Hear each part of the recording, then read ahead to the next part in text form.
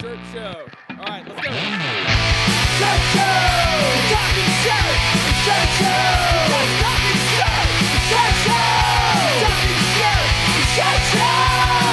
Shirt, man! All right! Episode 147 of Shirt Show. We're talking with Ray from Avient Corp in Ohio. Let's go! You look amazing. Thanks. Yeah, you look like $2 billion. $2 billion. Nice. Yeah, a whole nother billion. Yeah, I just got back from a lake walk with Bill and Brian, and it was a good time. Well, that's a good idea. So, like, it is a team exercise. Like, you just... Yeah, I said, hey, I'm going to go walk the lake at lunch, and they wanted to come too. So it was nice. It's beautiful out. It's like 60. Oh, no shit. Yeah, it is not that here. It's 50s, overcast, rainy-ish. Oh, no, it's blue skies, sunshine today. Well, perfect day for a lake walk. Are you pumped for Atlantic City? Yeah, should be a good time. Are you going or no? No, with the emoji crying. Imagine that right now. Put that over my face. Well, I'll miss you. I'll miss you. I'll eat all the good food without you and send you pictures. Yeah. I think this is the first, last year we made this thing where we're going to go to all these, every single, what are they called? Every single thing. Every trade show. Yeah. Trade show. Yeah. We're going to all of them, and we did. I think. Basically, yeah. Yeah. Yeah, I kind of said that too this year, that I don't want to do everything again. Like, I want to pick and choose the ones that I actually want to go to. Like, I like the travel, but I think I'd rather pick places just randomly that I'm like, oh, I want to go see, go to see TC's new place, or I want to go do this. Like, instead of being like, let's just go to another show. Yeah. This one is in your backyard, though, so it's like a no-brainer. Yeah, this is the one that we go to every year. That's, brings some people from the shop. We drive. It's like a 4-hour drive. Just have a good time. So I have a question for you. Yep. Okay. Deep breath. Ready? Here it comes. Okay. Do you believe in second chances? Yeah. Because I think that you have said that before, but I'm just curious, like, has your opinion changed? No, I generally give people that, at least. Okay. So let's say you meet somebody right off the bat. You're like, okay, I want to be done, but do you give them a second chance? Like right out of the gate? You're so vague. Is it better? Like, I can understand second chances further into a relationship because you have more to base things on. You know what I mean? Like, oh, okay, I know this person. So you're saying right off the bat, somebody's a dick to you. Do you give them a second chance? Yeah. Or if is it's it something just, that they're good and then they're shitty and then you give them a second chance? Yeah, I think there's a difference, don't you? There's a little difference there. Yeah. I think I would be way more apt to write somebody off right then and there if they're a dick first. Me too. Like, your first impression. Yeah. There's a reason why they say make a good first impression, because, well, it's your first impression. Why are you bringing this up? Well, because so let's say you have, because, I gave somebody a second chance yesterday.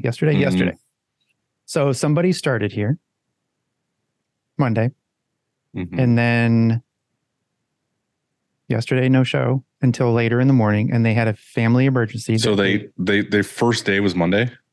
First day, Monday. And then they no showed on Tuesday. Correct. Yeah, that's well, time out until 10:30. They walked in my office and had a reason. And let me also qualify it by saying we did their manager didn't give that person a phone number to text, like, hey, I'm going to be late or whatever. Of course, they could have called our shop line. You could have used Google. Could have used Google or email, sure. But in a family emergency. So here's the difference, because like if somebody has been at your shop for 6 months or a year or something, and then that same thing happens, of course you're like, oh, I get it. Something came up and that's unusual. Like that's not, you always text in. On your you're always on second time. day. On your second day. That's the thing. That's fucking red flag. Oh, okay. So, okay. A little more to the story. Today's Wednesday and they were here 7 minutes early. Okay. We'll see how the rest of the week goes. Okay. That doesn't sound very optimistic. You're like, well, we'll see how the rest of the week fucking goes. Kind of like that, right? Or no, you said it a little nicer. Because it's one thing to give somebody a second chance, which I probably would have to. I'm just saying that I would be very weary of that person because of that giant red flag. Because to me, if it was me and I was like, I had a job that I had just fucking started, I would be sweating bullets the entire time I knew I wasn't at work. Yeah. And I was supposed to be there. Like I would find a way. I would be like, someone run over there and like tell them what's going on. But that's you. Like, okay. So that's you. You're different maybe. So I'm in the family. At the very minimum, he could have Googled and been like, oh, this is Shirt Kong's number. Well, he was, what if there was a reason? What if there's a good reason? What if there's a reason they didn't? They provided fire. He said that he caught on fire. Okay. If he wasn't on fire or drowning or stuck under a log, then he could have fucking Googled. Well, as soon as he would have walked in, I would have been like, are your fucking fingers broken?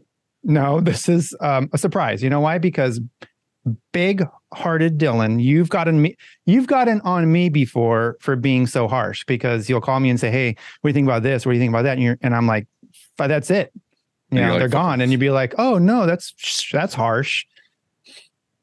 And so I think there's, I think so. His excuse, here's what I said. I just said, okay, well, you used up your mulligan or whatever. That's it. You just used it up on the second day. And if it happens again, that's it. So like, they know. Okay. So they know. There it is. And so I think that we all deserve a second chance, Dylan. I guess that's what I'm trying to say. Yeah, I get it. Not a third one, though. Not 3 strikes, you're out. It's just 2 strikes, you're fucking out. Yeah. Right? Okay. Sure. New saying. The new saying for the screen printing shop world is 2 strikes, you're out. Okay. I agree. I don't know anything about sports ball, so, I don't know what that even goes to. Yes, you do. Don't pretend you don't. So what's going on? What else is new? You guys fucking swamped over there? No, it's just doing its waves. It's coming in the waves. We had a wave last week that was super gnarly. And then this week it's it's a smaller wave. Not gnarly. It's very ungnarly. So that's okay though, because we're still printing, we're running all the presses. It's just not what it was. And that's okay. We're catching our breath, doing our thing. I kind of like it. Yeah, it's nice. It's kind of cool, actually. If I had a choice, it would be week on, week off, of like, hey, we're busy this week. We're manageable this week. We're busy this week. We're manageable because I think it's a nice flow, maybe. Yep. I like it. Yep. You got any projects you're working on? No. Like any behind the scenes things? Behind the scenes. Because it's your job as the owner to be like working on a business, not in it. Are you working on anything? Why, yes. Yes, I am, Dylan. Okay. What is it? I got to make something up real quick. Hold on.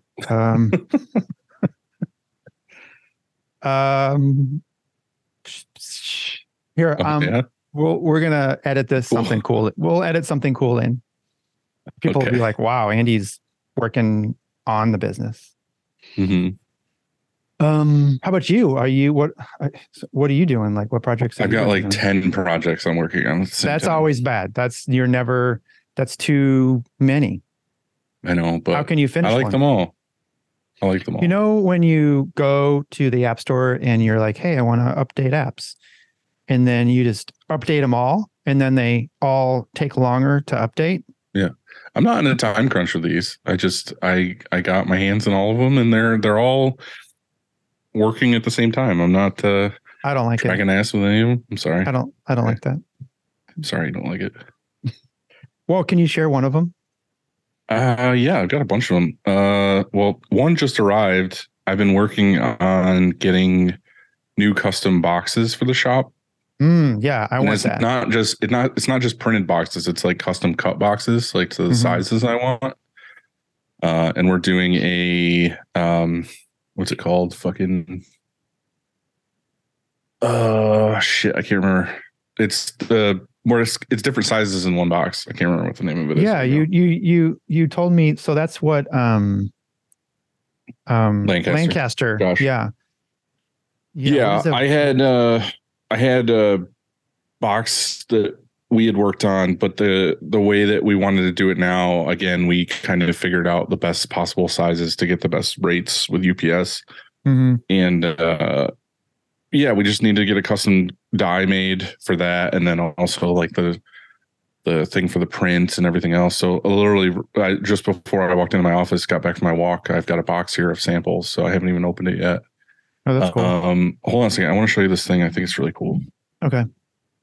So anyway, the other day, Christina was talking to me, and she sent me this tool. It's for like guys that do like mudding and taping for like contractors and stuff. And it's this guy, Bucky Tools. It's got this bucket side of the bucket scraper tool where you clip it on the 5-gallon.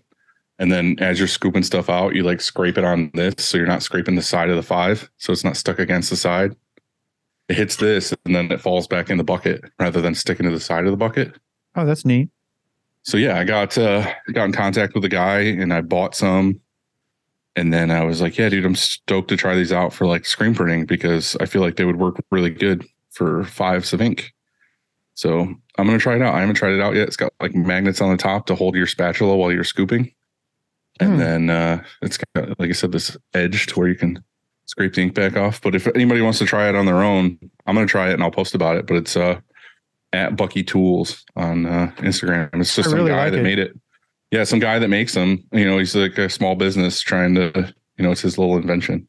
How much? So I don't remember what it was. I think it was like, I want to say it was like 10 or 15 bucks maybe. Okay. Worth it. So not bad. And then I got a bunch of goodies in today. I ordered. Save a couple for next show because we got 12 minutes. Well, never mind then. No, you can do one more. Never mind. I want to see one more. The anticipation. You spoiled it. Anticipation. That's right. That's how I say it. Okay. And I'm proud of it. Okay. All right. I don't remember what this one's called. Okay. There was this like iron-on hem tape that I found on Amazon. Again, Christina sent this to me because she fucking looks up a ton of stuff. It was like I don't remember what it was, like Instagram or TikTok or something, but it was showing a piece of fabric with a hole in it. And I got to thinking it was like for t-shirts, it would work really good. Like if you had a shirt with a hole in it, like say you printed a whole order, like a 10 color front, whatever, and the shirt had a little hole in it. And you're like, yeah, customer's not going to like this. There's this tape that's like a fabric, but it's got like a adhesive on it on both sides. And you can just put it on the backside and push the hole together and then iron it. And then it seals the hole shut. Like it becomes like the shirt and seals the hole. So I ordered some and I want to try it out. Yeah. So you should do that and wash test it, you know, at home. I'm just saying, I don't know. It was like a couple bucks on Amazon or whatever. I was like, fuck, that would rule if like I could fix a shirt with a hole. Have you ever, I've got one for you. Have you ever come like to the last shirt on? You should have just stopped there. Let's I know the answer is no to that one. This is this is a different question. Have you ever, are you ever on your last shirt or whatever, you know, towards the end of the run and you see a shirt with a hole in it and then try and load it so you print over the hole? You know what I'm saying? Like you print, because you can, like you print plastic. It's basically plastisol. And so you're doing a little bit of the same thing, only you're printing, the hole has to be small. It can't be like a bigger size hole. Yeah, well, that's what I said for this. It's like more like, you know, if you had a little tear or a little hole, not like it's like a fucking quarter. Yeah, but if you print over the hole and you do a good job of it, you can actually pull it off. Like it works. And you would never, in fact, it's probably better Anyway, I like it. So let me know how that works. And as far as the bucket scraper thingy, yeah, I can send you a bucket scraper. He gave me like 1 or 2 extra because I was talking to him. But okay. I'm pretty stoked to try it out.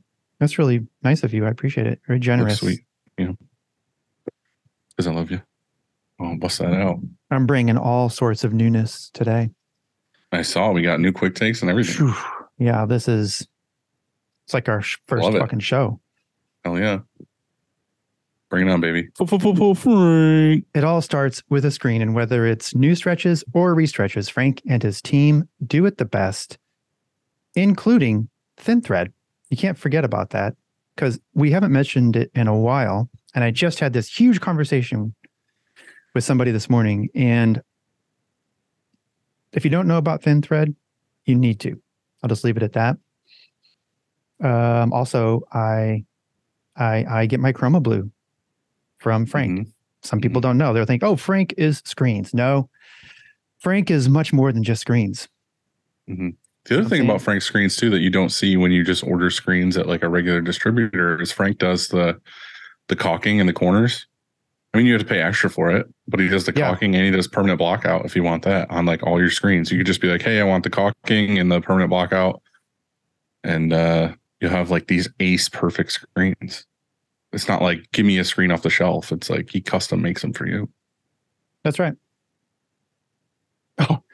Oh, and holy freaking balls. Check this out. You know, Mike at ML, he had Frank make him this pallet rack. Did you see it? That's awesome. Yeah, I did see that before. I love the sleeve palette in the middle. Yeah. So it looks like on one end, it's adult palettes, sleeve palette in the middle, and then youth on the end. You know what I mean? His custom racks look so clean. They do. So look, to find out more, go to graphicscreenfashion.com, FFFFF. Rank.com. Or greatfuckingscreens.com. If your art department could use some love, then you need to go to 1-900-HOTStuff.com and get in touch with Nick or Lucas. Or Nick or Lucas. At Graphics Source. In addition to separations, they do DTG files, direct to screen output, virtual proofs, product mockups, tech packs, embroidery digitizing, photo clipping, web art, catalog art, and of course, Sourcey sauce. Yes. Choosing the right emulsion for your shop is complicated, and that's why we love Chromaline. Chromaline.com is where you want to watch Kev's vids or contact him on Instagram at the Emulsion Guru and get the answers you need. Also, don't forget that these guys have solutions besides emulsion, like the LTS, which stands for laser something. Laser screen. Is that what it is? Laser to screen. I knew you'd know it. They also have autocoders, etc. So check them out at chromaline.com. Cleaning screens is no fun, but Easy Way makes it funner. Their line of eco-friendly chemicals will make reclaiming screens a whole lot easier. Check them out at easyway.com. Easy Way. It's the easiest way. Hell yes. Oh, yes, it is. Look, if your shop is like ours, you are running more and more DTF screen print transfers, and you need a partner. That's exactly right. DTF and screen print transfers. Okay, thanks for clearing that up. You're right. But you need a partner that can get you quality transfers fast. Check out Howard Custom Transfers and their full line of options at howardct.com and order a free sample pack, which looks like this. First, you get this little card. What does that say, Dilly? Same day service is back, baby. On single color plastisol orders. And then this is what you talked about one time. You know, this little chart? I think it was so cool. Yeah, that was perfect. Yeah. And so it tells you, if you're listening, there's this chart that tells you, you get these transfers and it tells you what each one is. Which is something that's cool because I've never seen that from somebody before, because usually they have some like catalog thing like that where they're like, this is what we could do. But the designs on that thing are the exact designs you get to actually test with. Example. So like if you just grab one, you can be like, oh, which one is this on the thing? And it's easy to find. It's quick. It's perfect. It's beautiful. And then, yeah. Whoever designed that whole thing. They're smart. And here's what's cool. Also is like, see this, like you talked about the puff one time. Yeah. And so here it is, and it's this transfer, right? But then it tells you, stapled to it, says, here's how you do it. Exactly. Yes. Beautiful. If you can follow instructions, you can make a beautiful transfer and then you can order a bunch more for yourself. Exactly. And that's it. That's all we got. Yeah. Okay. I've got, so what are we going to do when you have a question and I have a question? What if I went like this? Like I'm going to play the trumpet. Hold on. That's my, just, or what you fucking finger tap every so often? What if I just went like this? Yeah, do that every time you have a question and I'll know. I guess I'll have no idea. Right. Like, and also if you're listening to this, you don't know, like you didn't know I did that. Okay. So if this is going to make it into the pregame, let's just talk about it. Andy called me last time and was like, hey, sometimes like you tend to monopolize the question. No. I have a question. I want to get in. No. And or something to where, if I have a question, stop talking so that I can ask. I didn't say, hey, you monopolize the thing. I didn't say that when I called you. He said, hey, you fucking overrun this and I can barely get a word in. You fucking asshole. That's more like it. Yeah. Okay. Yeah. Right. So we're trying to think of a hand signal that Andy can do to me when he has a question so that I can shut up. It was definitely a two-way street. And I called you and I said, hey, it's episode, what is it? 100,000. Maybe we should figure out a system where, if I have something or I have a question, I go, and if you have a question, you go. Like maybe it's time. Maybe it's time we figure it out. That's all. We could just start figuring out this podcast thing. Yeah. That's a few years in. It'll be like 3 years. I love how people don't realize how fucking like backwoods this is. Yeah, this is if you imagine backwoods, there's woods that are deeper than that. Where the swamps behind it, where the bodies are. That's where we're at. But yeah, so I'll go like this. No, I'll go. That's yes. Stroke the mic and I'll know you have a question. What is it going to be? Okay, I will. You probably would appreciate that. I'm going to laugh. Okay. Perfect. Get a deep breath, stretch it out. Yep. Hit. Oh yeah, it worked. Smith Ray. Oh, we forgot to introduce who was even going to. Yeah, who we got? Today we are chatting with Ray, and help me out. How would you pronounce this? Smith. Smith. Exactly. From I don't know how to pronounce this though. Avient Specialty Inc. Avient, maybe. Aviation. Aviante. I like it. But apparently his name's Smith Ray. We got it backwards. That's way more badass. That is pretty cool. You think about that. Like if Smith, somebody should be their first name. There's got to be a person out there with their first name Smith. Definitely. Okay. Just makes me think of Mr. Smith. Who's that? Matrix. Yeah. Can you see me? Yep. My head is so large. The beard takes up most of the camera, so it's cool. Get closer. There you go. The whole show just mouth and beard. I mean, while we're on the topic of the beard, I think we should go to one of the questions that was on our Instagram, which I think is a really good one.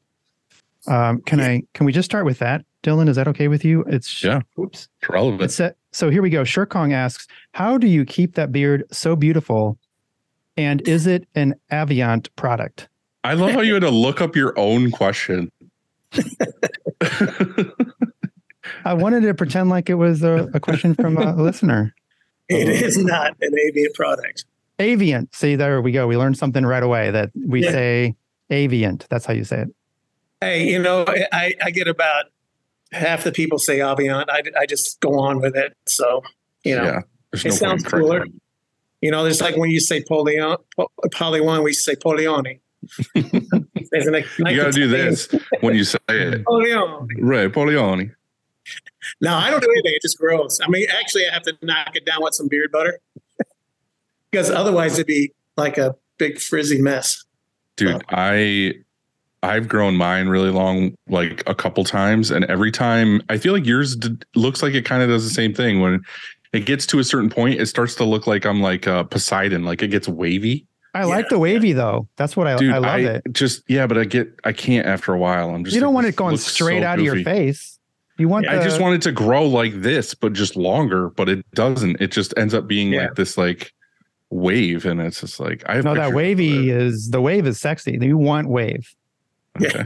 Well, right. So Do the wave, man. Ride the wave. okay. Yep. I need some tea. I like where it's at. So what's going on, man? Are you at HQ right now? What is? Yes, I am. Yes. And make sure you can see all our brands. I know there's what brands do you guys not own at this point? Well, I'm not going to mention them because we're going. I don't want any free advertising. Are you? Yeah. So, yeah, we got quite a few. We got the leading plastisol, obviously, and then I feel like some of the better water-based too. So we have the Aquarius, which is under the Zodiac line, and the Magna. We also have Libra, which is a silicone, and Taurus, which is a non-PVC plastisol. And then, of course, we have Wilflex, Rutland, Union, QCM, and Print Top. So most I don't really deal with Print Top a lot. Most that's done in Peru, down in Lima. So got quite a few. I don't mean to get into like a heavy question right off the bat, but like why not just like put them together and make like one really good brand instead of having like 30 different ones? Well, because they're all a little different. So I mean, we're staying true to the brands because there's it's like PC and Mac on some of these things, especially between Rutland and Wilflex. They really react differently on the press, and they for different reasons they have advantages, but also it's printing style. That's like even back in the day when we were going against each other. When I went in with a Wilflex product, I had to totally change the way someone's printing something to make it look good, make it work. And whether they accept that change or not was the determining factor whether they're going to use it or not. So it was always a bit of a challenge application wise. But right now we're really fighting to keep the brand's identity as they are. Especially you and everybody thought we were going to let Union go away, and that's not true. We actually brought out some new products. We're continually developing on all these different brands and keeping them alive. I think it's good for the history of our industry too, to make sure these brands stay alive. Yeah, it kind of makes sense to me, like you said, like for people who have a system or have certain things they're putting on where one might be a little bit better than the other. But back to my original question is why not make them like kind of one thing? It's like, do you just have, when you come up with a new ink for a new line, say it's Union or whatever, right? Are you like, hey, I got this new cool thing? Are you like, well, which one do we put it in? Right. That's always that's a thing. It's like, do we want to boost Union to make them look good, or do we want to like make a new Wilflex product, or what do you do? You know what I mean? It goes to where it makes sense. The customers have seen, they seem to have less specialty going in a certain direction, whether it be athletic or halftone, simulated process, things like that. But also sometimes a lot of times these ideas come from a customer and they want to see something improved, or it's a large company that wants to see something work a little bit better. A lot of times we'll stay within that brand because we don't want to screw over our own distributor who's actually selling to these folks. We may do a tweak or something like that to kind of create a new formula and improve on something. In those cases, pretty much the brand is kind of like, it's the favorite, in other words. But also we're learning a lot. Every time we change an ink that, for the better, a lot of time that technology is able to be put into another product. So it's not like we waste our time developing one thing and then another thing. A lot of times we're finding new plasticizers or new resins or something to create a better product overall for each of the labels. So this is something that it sort of affected us, and I guess it also happens within a line of the same brand, because a white ink we used was Amazing Bright White. yes. We didn't use Tiger, but they merged and they became Amazing Bright Tiger. And so what happened there? Did they just become over time so similar that it was just like, why are we separating that? That's exactly right. So we went through some changes during COVID. We had to, there were some different raw materials that just went away. There's some raw materials that became anti-RSL, restricted substance list. They were, we couldn't carry them in-house. We couldn't, a lot of the brands couldn't carry them. What do you mean went away? Like went away as in there was nothing available, or they're gone for not available. They, when COVID hit, all these raw material manufacturers, a lot of them were making all sorts of products, but they had to zero down too, which the products that were important to them, what they were making the most of. And some of those products that were small and unimportant to them were things that we needed or we developed into our lines.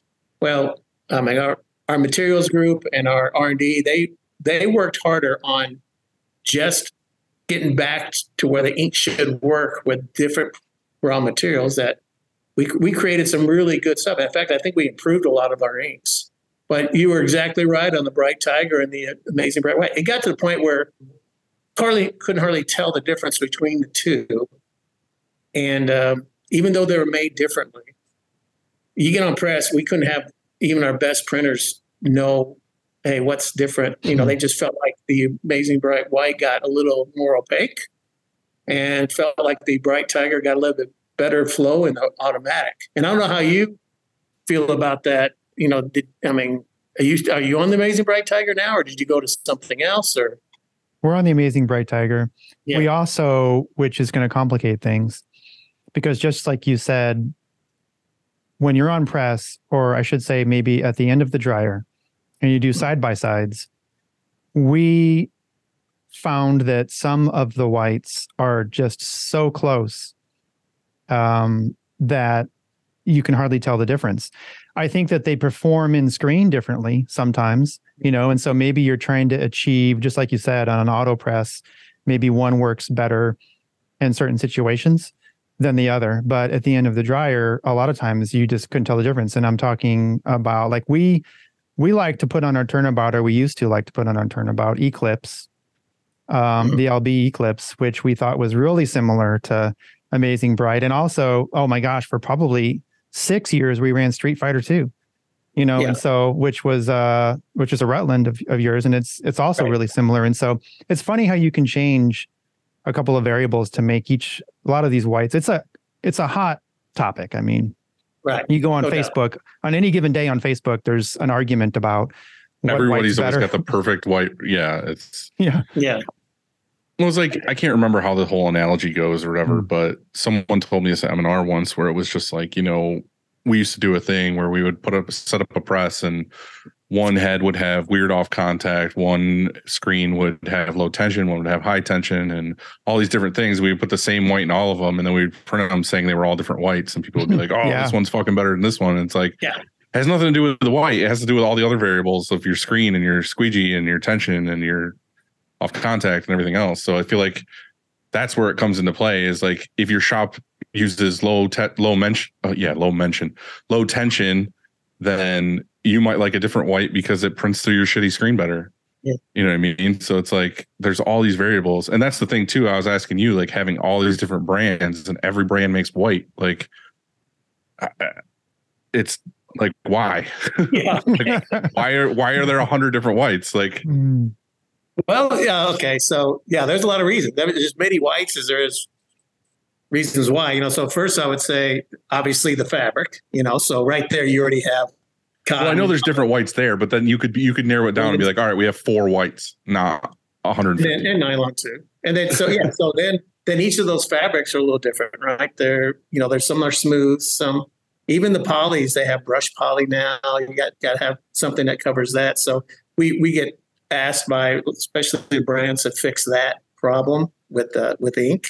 Then some you have to be stretchy, right? So so I would say you got like maybe 6 major types or 7 major types. Then you got the aesthetic. It doesn't need to be smooth, doesn't need to be gloss, doesn't need to be matte finished. Also the price. You got so many things that have to be a price conscious. So I mean, believe me, we brought that in mind of whites that we carry. We brought it way down, and we did it before all this happened with all the brands. Wilflex itself had probably 30 whites. But we were all going after a certain application. And trying to compete at the same time. With a white ink that might be reacting better. Now we have 2 versions of almost everything, even though we're whittling that down because we're going to have a low cure and a regular cure. So a lot of the low cures are coming out now. That's part of our plans to be a little bit more eco-conscious. What do you do with plastisol except for maybe take the temperature down, try to save, energy in ovens and stuff like that. Your temperature's down, you have less dye migration. It's not gassing out at a certain time. So it's advantages there too. Yes. I mean, I can imagine though so if I owned Avient, I think you said A. It's Avient. And I was like, okay, you know what? I'm going to make one of these whites go away. Let's just call it Street Fighter 2 or something. I'm going to make that go away. You'd probably have some people upset, and you're going to say, but look, I can replace it with something else that prints very similar. And at the end of the dryer looks very similar.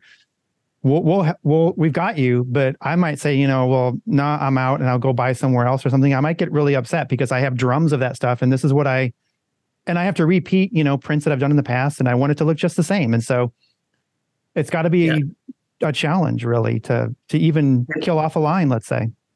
It is. So a lot of times when you're looking at white and, obviously the amount of sales you're making off a particular white, it can go a long way. If you have something that's not selling, you got to figure out why, or you want to see, are we losing to a competitor?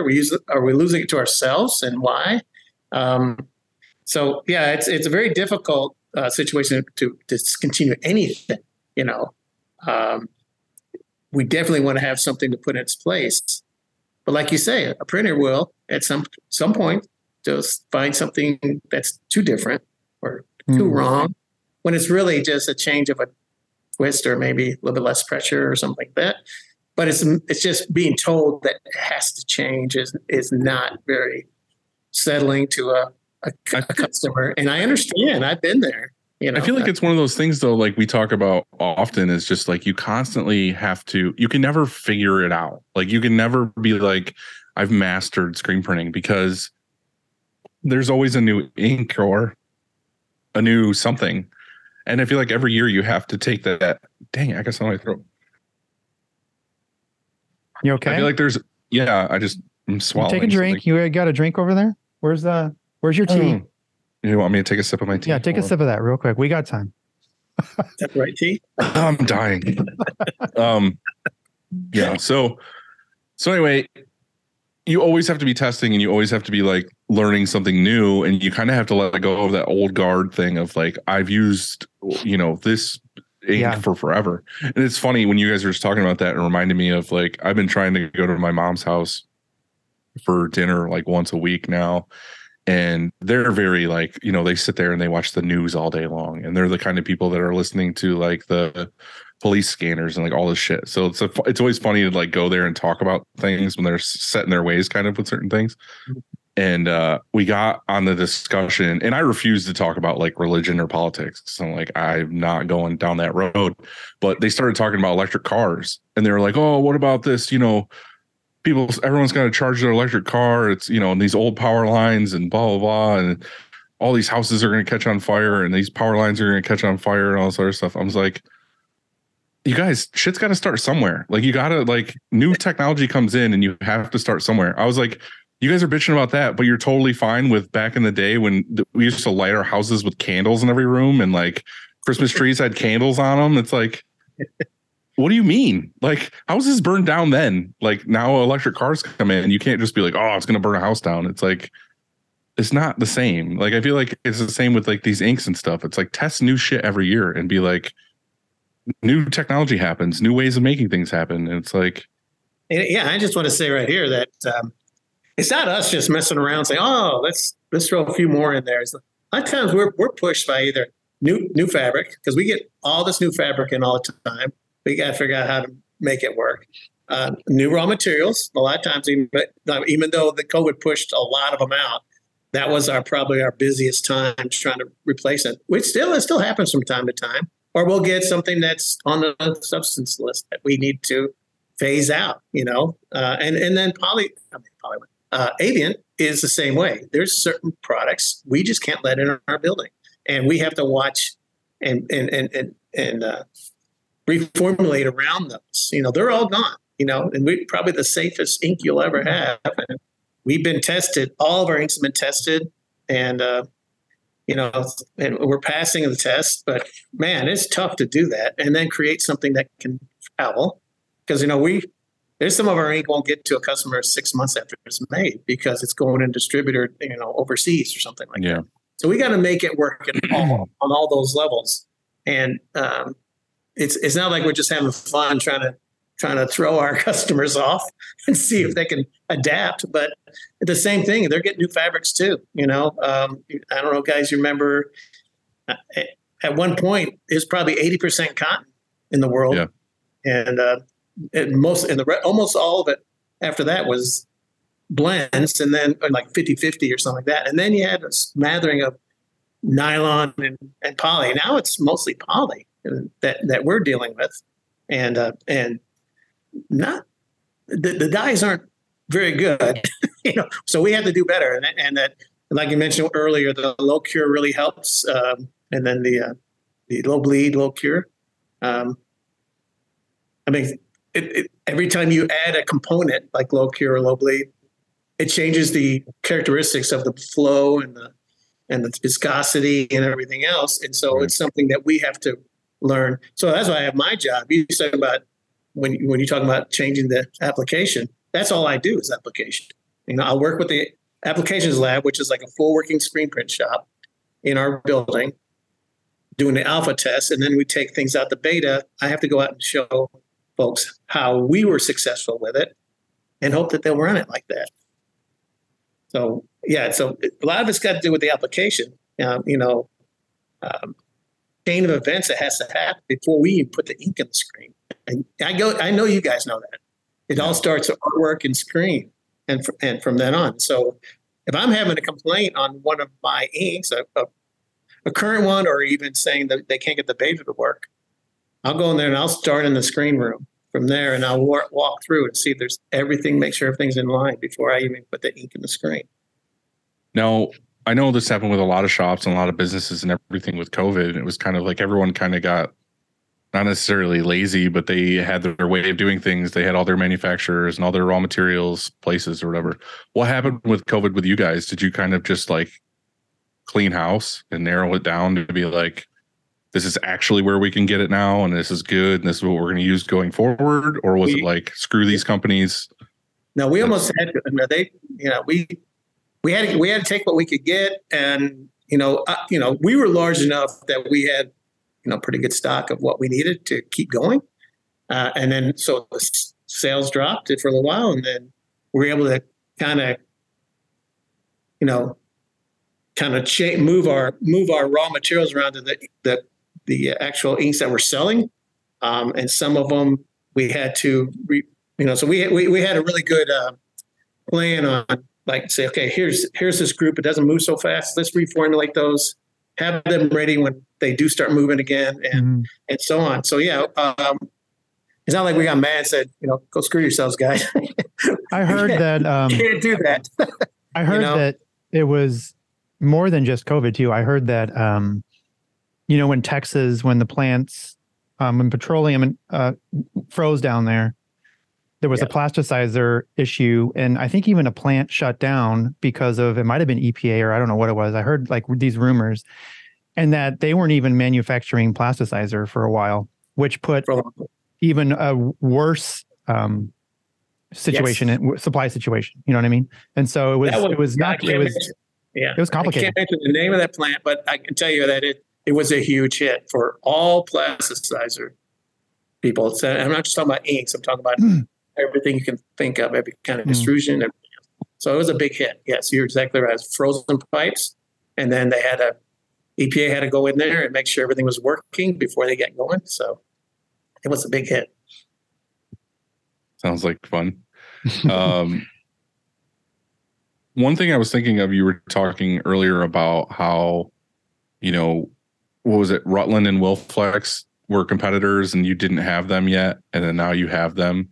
Is there anything with any of these companies that, like, I know you're competitors and sometimes your competitor has the secret sauce or like technology that you guys didn't have before? Was there a company that you guys acquired that like changed the game a little bit to where you could apply that secret sauce to everybody? No, but I would say that there was instances where we, were surprised, learned that something did something, and so it would help.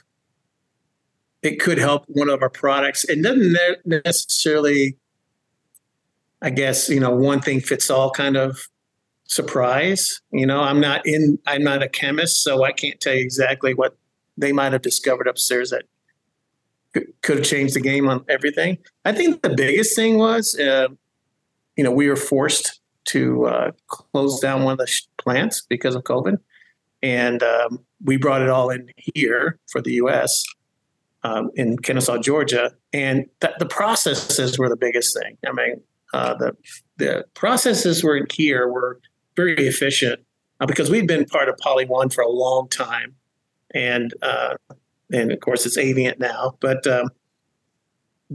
their processes really got us streamlined. And then by these other companies that came in, we were able to kind of streamline those processes too, which helped us kind of keep costs down as much as possible. Kind of, even though we did have to raise prices, we were able to keep it at a minimum because of what we were doing inside. I think so. I think processes probably helped us more than anything else, than raw materials or secret sauce or anything like that. I mean, it's not really a complicated chemical, but But it's just getting a peek under the hood of another company that you were battling with so long, and then you get them and you're like either disappointed or you're like, oh, like you know what I mean? Like it can't just be the exact same. It can't just be like, yeah, it's not. I can't even speak to that because I'm not part of the chemist side and the material side, but I'm sure there's probably one or two surprises in there, but not something earth shattering or anything, because it is, like I said, it's a pretty kind of a simple process, but it's how you make it and how you just like in screen printing, when you can have two screen printers have the exact same equipment and they'll look totally different. Just the way they process it. And it's just like, even now, like one of my favorite things to do is visit other screen print shops, and it's always something like, there's always something stupid that you see when you go in there and you're like, why the fuck didn't I think of that? You know what I mean? It's gotta be the same. Like you buy another company and you're like, fuck, they did this one thing, or there's this one manufacturing thing, or this one thing that made them faster in this area that you're like, hell yeah, we have that now. Yeah. Like I said, I can't speak to any chemistry side, but I would say the processes. I mean, I think some of the other companies were interested in how we did it here in Kennesaw. Right. And you're manufacturing all of those inks now in one place? Well, in Lima, Peru, we have some of the products being made, and we also have a plant in Shenzhen, China, that's doing things for that side of the world. So not everything, but all the ones for the US are in one location? Yes. Okay. Can you back up and tell us a little bit about the history of the company and also how you got started now that we're on sort of talking about this topic? So which one do you want to hear first? The oldest one or the? Talk about you first, and then let's do a little background on, because Christina kind of did some digging a little bit with the history of plastisol. I kind of want to hear that if you want to get into that. Okay. Well, I'll do me first. So I was in college and was going to get my teaching degree and be a coach, and didn't really like the education side so much. And so I just finished out. I was finishing out with there's a fine arts degree, and I was in a fraternity. It was a dry county where I went to school. So the only thing you could do is be in a fraternity, be at those parties and things like that. And I was in charge of getting the T-shirts one year, and never even thought about screen printing. And I called my little brother, who was in high school, and he just got a job at a screen print shop in Memphis. And I just asked him, how much would he print some shirts for? Because I had gone to the local college fraternity sorority T-shirt guy, and he wanted like $18 a pop for the shirts that we wanted to do. And when I asked my brother, and I said, I'll supply the art in a little bit, he said, it's something like $3.50 or $4. And I'm going, holy mackerel. It's a big difference. And so I went back to my fraternity and said, of course, I get it for $8. And so after that, the other fraternity sororities learned about that. And then I started selling shirts to other frats. Right when I got out of college, I opened a small shop with my brother. And that's how I started. And I never left that. And that was in, 81? So I actually started, if I count all my years of private sectors, a total of like 20 years. And then I've been a total of almost 24 years here. So it's been a long journey. And everything I learned probably that first year, I still applied, the basics of screen printing as a manual printer. But then there's a lot of things in between there that you just need to forget because there was stuff that came and went, stat camera, all that stuff. What were some of the things that have come and gone in that time that you're like, well, we used to have, when we did separations, we draw a key line on a acetate, and we would actually use a stat camera and take a picture of it. And then we would mask out the background, take a reverse picture, and you'd have to do dupe reversals and reversals of every color. We cut the amber lith. You know what that, have you seen that? Yeah. Some people look at me like, what is that? So I said, I'm cutting along this key line, and I lift it out. I said, that's where I want my color. And they didn't understand that. So well, I'm doing a reversal. So actually everything that's cut and exposed would turn black. And then I would use that to go back on there, cut a different piece, and then do it again. There'd be a second color. So we'd have to do that. Or we use Electroset, halftone. Dude, isn't it wild how long it took to separate something and how spoiled we are now at this point, because it was I think that was a person's full-time job, as a separator before the Mac, you know what I'm saying? And so it's crazy to think how long that, now we can just type something up and drop some art in and boom, and hit separate, on the choose our different colors. It's amazing. Right. And then, when the graphics computers came out and we had a big blotter and print out on the film, those stat cameras went overnight. They were useless. There were those stat cameras in half the shops I went in were sitting in the corner or out in the parking lot. And they were expensive, but they couldn't get rid of them. Nobody needed them anymore. It was insane.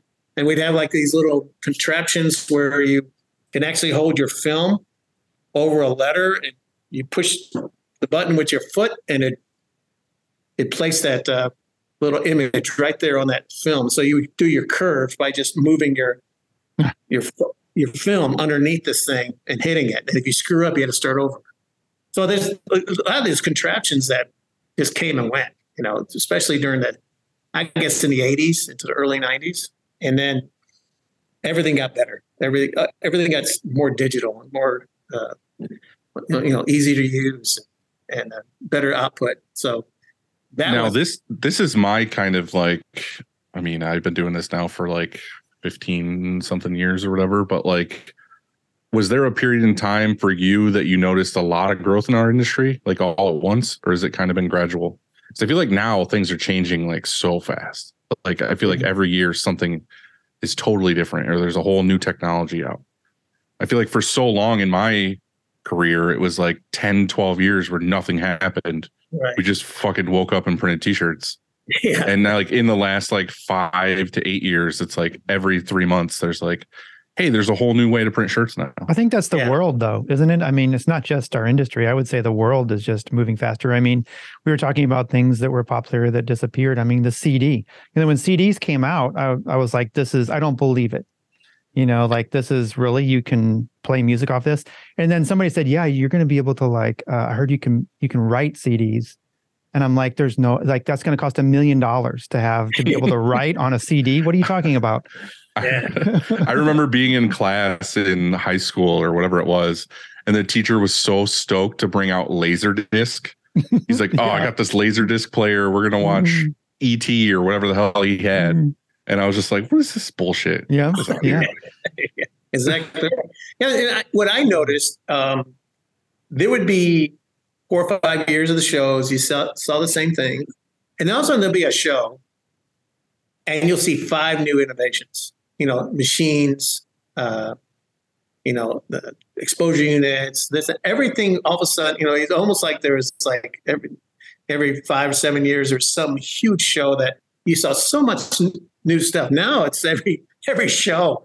I mean, or every year, it seems like something is not even every year. It's like every couple months you go to a different show, and they're like, "Yeah, we have a whole new way to do this now." Yeah, it's amazing. So we've come a long way. Yeah. So. Well, back to your story. You were screen printing, and then what happened? Well, I ended up landing in Ball Ground, Georgia, for LAT Sportswear, and I was working there probably 4 years, and that's back when LAT Sports was actually doing printing, and they were doing collegiate for kids, and then they decided not to do it anymore. And about that time is when Flexible Products, which is the company that created plastisol inks, asked me to come and work in their applications lab. And that's why I came here in 96. How did they find you? Why did they ask you? Well, I was dealing with them a lot because I was asking them a lot of questions, asking for a lot of new products because I was just up the road. And Nancy Brown came in, actually, she's my salesperson. She ended up being here for years as one of our marketing people. But I kept asking for things like color data, you know, different types of ink. You were asking the smarty pants questions. Yeah. And they kept on, what do you mean? What do you mean? They would bring me something and we'd run. I said, I need something that works wet on wet.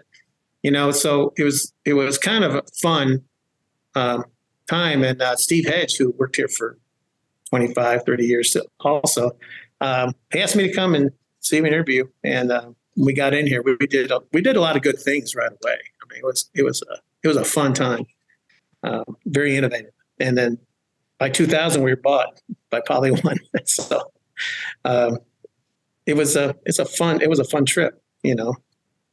But I was going to say a little bit about Flexible Products. The story goes, and I got this right from the horse's mouth. His name's Don Petrie. He was a chemist, and he also went and did kind of like technical sales for Flexible Products. They did a lot of industrial PVC plastisol. And he was going through Alex City. One time he saw this huge building, Russell.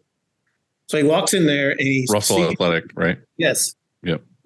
And he says he sees people screen printing. He asks about the process, and he tells me they were using paint. I'm not sure exactly what they're using, but PVC plastisol wasn't around. So it was something that would last a season and it would crack and fall off. And then they had to do more, which I thought was a pretty good business model.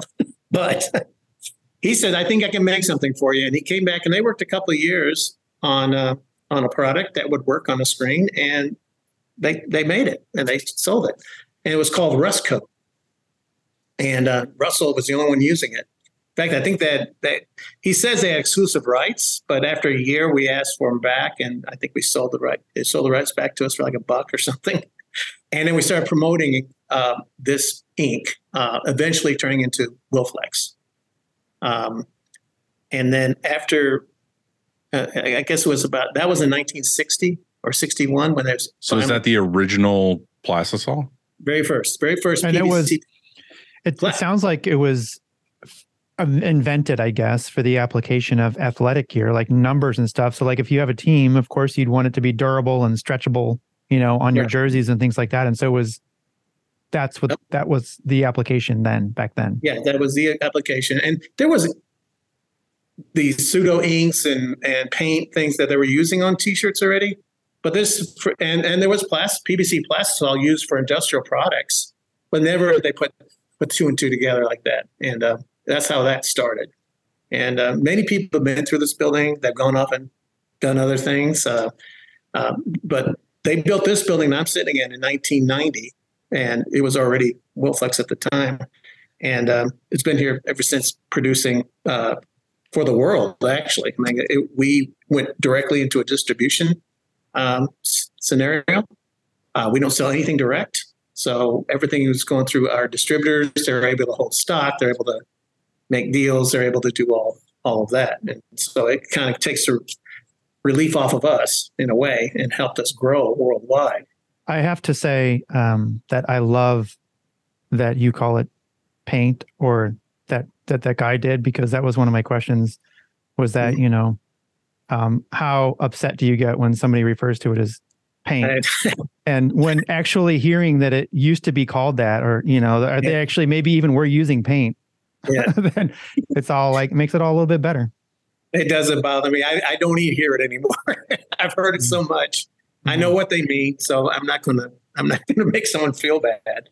You're a guy that bites his tongue. Yeah, no doubt. I mean, I just want to live and let live, So when you joined up with the company, what brands did you guys have?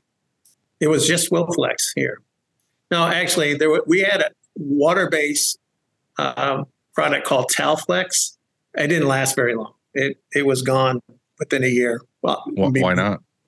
I don't know. It's just it was already kind of like fading as far as sales. And when I showed up, I kind of liked it. I actually used it at D-Lab. I mean, D-Lab at a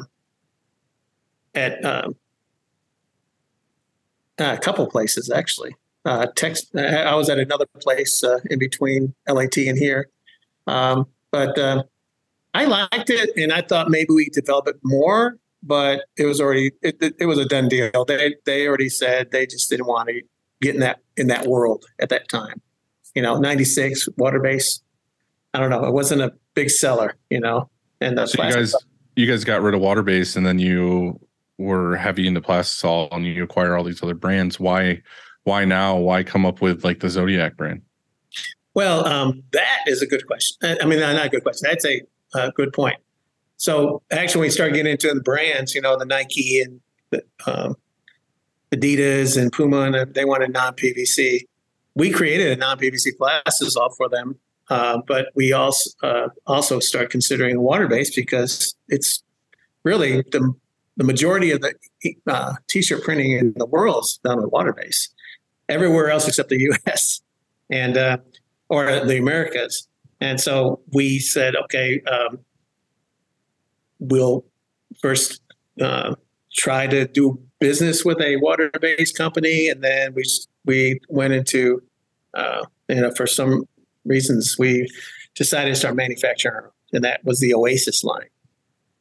And we worked with Oasis line for a while, but then when we were doing okay. I think we had a good product, but we decided to really play with the big boys. We hired Jeanette Hardy, who came from Magna and CHT, and we developed a whole new line called Aquarius, and that's under the Zodiac line. And the reason we created Zodiac is so we can make other types of ink that were non-PVC. So we just needed to compete. We wanted to, stay up with the brands. We wanted to still sell to Nike and Adidas and all those guys. And so that was why we developed that. But I think we've come up with a really good product. It's just that, in the U.S., it's not something that people are clamoring for. Plastisol is by far the biggest seller in Why America. Is that? Why do you feel that is? Why is America got to be that asshole that has to do everything different? Well, it's a very easy ink to use. It's the most forgiving ink. I know, but there's everywhere else in the world they're not using it. Why is it just us? Like, it doesn't make any sense. Yeah, and it's funny when you see somebody who worked with water-based their whole life try to print plastisol. They hate it. It's just the what they're used to in most cases. Trying to convert somebody from plastisol to water-based is much harder than if someone just starts in water-based. I just don't understand why it caught fire here. Yeah. Was there just like the couple guys that started doing it for the most part were heavy hitters, and then it just kind of took off to this is what we're doing?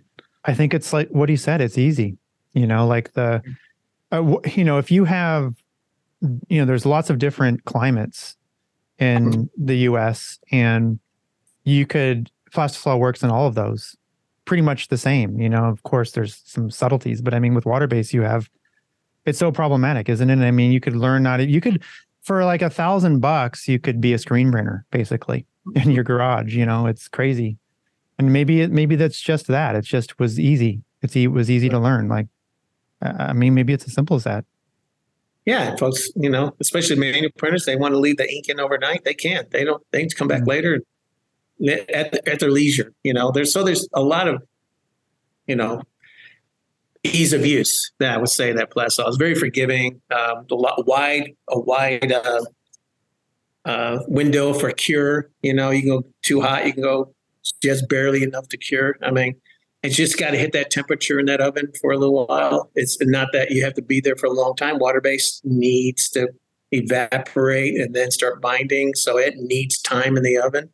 So it's just a matter. It's more disciplined to run water-based, but once you're used to it, it's fantastic. I mean, you just got to know it's heat and humidity, how you got to work against that. You got to play your additives. You got to know what to do when you see a certain humidity or certain heat coming down, and also watch the heat on your pallets and on your dryer. So you got to follow the rules. There's more rules, it seems like.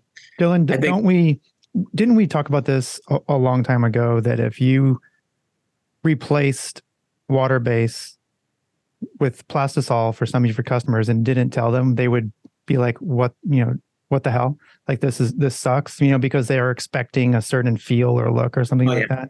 Don't you have some customers like that? I think it's just, it's depending on the market. Like, I have certain customers, it always comes to mind with the biker community. Like, biker community and hardcore bands love like old school thick plastisol white prints. Yeah. Like, we literally had a biker guy come in here once that was like a biker gang guy, and like older guy came in. You could tell this guy's fucking probably killed like 30 people.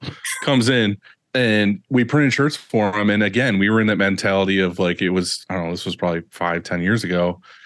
And we were like, oh, we want it to be soft and breathable, and we want it to be whatever. And we did what we did, and we gave it to him. And he was literally pissed. He was like, you guys are cheaping, like, you're trying to make it cheap and all this other stuff. And like, you're not giving me the quality I want. Like, he wanted it to be like as thick as a quarter. Right. Like, he was expecting it to be like, quality is weight. You know what I mean? He wanted his money's worth in ink. I agree. I think that's true. And in fact, we're buying puff by the gallon. We're buying gallons of puff right now because they want it to be even thicker than plastisol can be. you know, for some reason, that's important now too. It's weird how that trends, because everybody, it just works like that, I guess. For a while there, we want soft. You just need to know your market. Like, you need to know your customer. Like you were saying, there's like 150 whites, but it's because there's all different applications and different markets that it goes for. So I feel like it's one of those things that just needs to be a tool in your tool belt to be like, well, this type of customer wants heavy plastisol. This type of customer wants water-based. Like, we have jobs all day long that are printed totally different ways. Like, it's just, we might print one job that's a discharge underbase and plastisol on top with 20% soft hand in it, and then the next job is just straight plastisol, and the next job after that is straight water based. So it's like, they're all the same kind of thing. It's just different customers like different things. So I don't know. It's just it's a lot. That's and really, when we start developing the water base, especially the high solids, there's certain feels. I mean, like a good high solids print, I've gotten used to it now. It's almost like a silicone feel, and I would in my book, I said, man, I don't think I would wear that because it feels silky. Yeah. And I said, that's, and in our minds, you go back transfer days and things like that. I would never wear it because I felt like I was sweating underneath it or something. But in actuality, it's just that top feel. The rest of it's the same. It's really thin. It's nice. It's breathable. I always had a hard time trying to figure out, is this a good feel or not? And so there's times when I've actually created samples. We go see something. Oh no, I like this feel better and bring out something totally different. I'm going, God, I would hate to wear that, but if that's what you want, here's a way to do it. We put a little bit more high solids down this time instead of trying to keep it thin or whatever. So yeah, we've had those discussions to the point where we actually had to make little tools for us to have them compare. Which one do you want? You want 1, 2, 3, or 4? And they would rub it. Oh, I like this one. And so we had to have a strategy on how to make it feel like that. Yeah, we have the same thing in our showroom. We just have the different prints with different types of printing, and we're like, well, this is how we could do this, and this is how we could do this. And I usually try to come at them because the customer usually doesn't know it all. They're just like, I just want my shirts printed with my logo. I don't really give a shit. I don't really know how it's done, whatever. So if a construction worker comes in and they're like, I have roofers that need safety green tees, I will try to do black water base because I know it'll be breathable and it's not going to be a shield on the back and it's not whatever, instead of doing 2 passes of black plastisol or whatever it is. Right. I try to gauge on what the actual project is. Like if it's a full color, full front, 12 color sim process print, it's like, all right, well, let's try to do a discharge underbase so that it doesn't feel like a shield on the front of this person's shirt. We had that exact same thing this morning. Like literally Sarah and Bill came in my office and we're like, hey, this is literally an album cover for a band on the front of a shirt. It was a giant square. Right. Yeah. And the background of the record was supposed to be this like dark off black gray. But what we ended up doing is just like no underbase, just like a dark gray on the shirt. But when we printed it 1 pass versus 2 pass, it was a totally different thing. Right. We were like, you know what we should do? We should pull the ink out. We should put a bunch of curable reducer in, and we'll drop the opacity way down, and then it'll be softer, but it'll also have that like slightly gray look, because it was like the gray straight out of the mix just was too opaque and had a hand to it.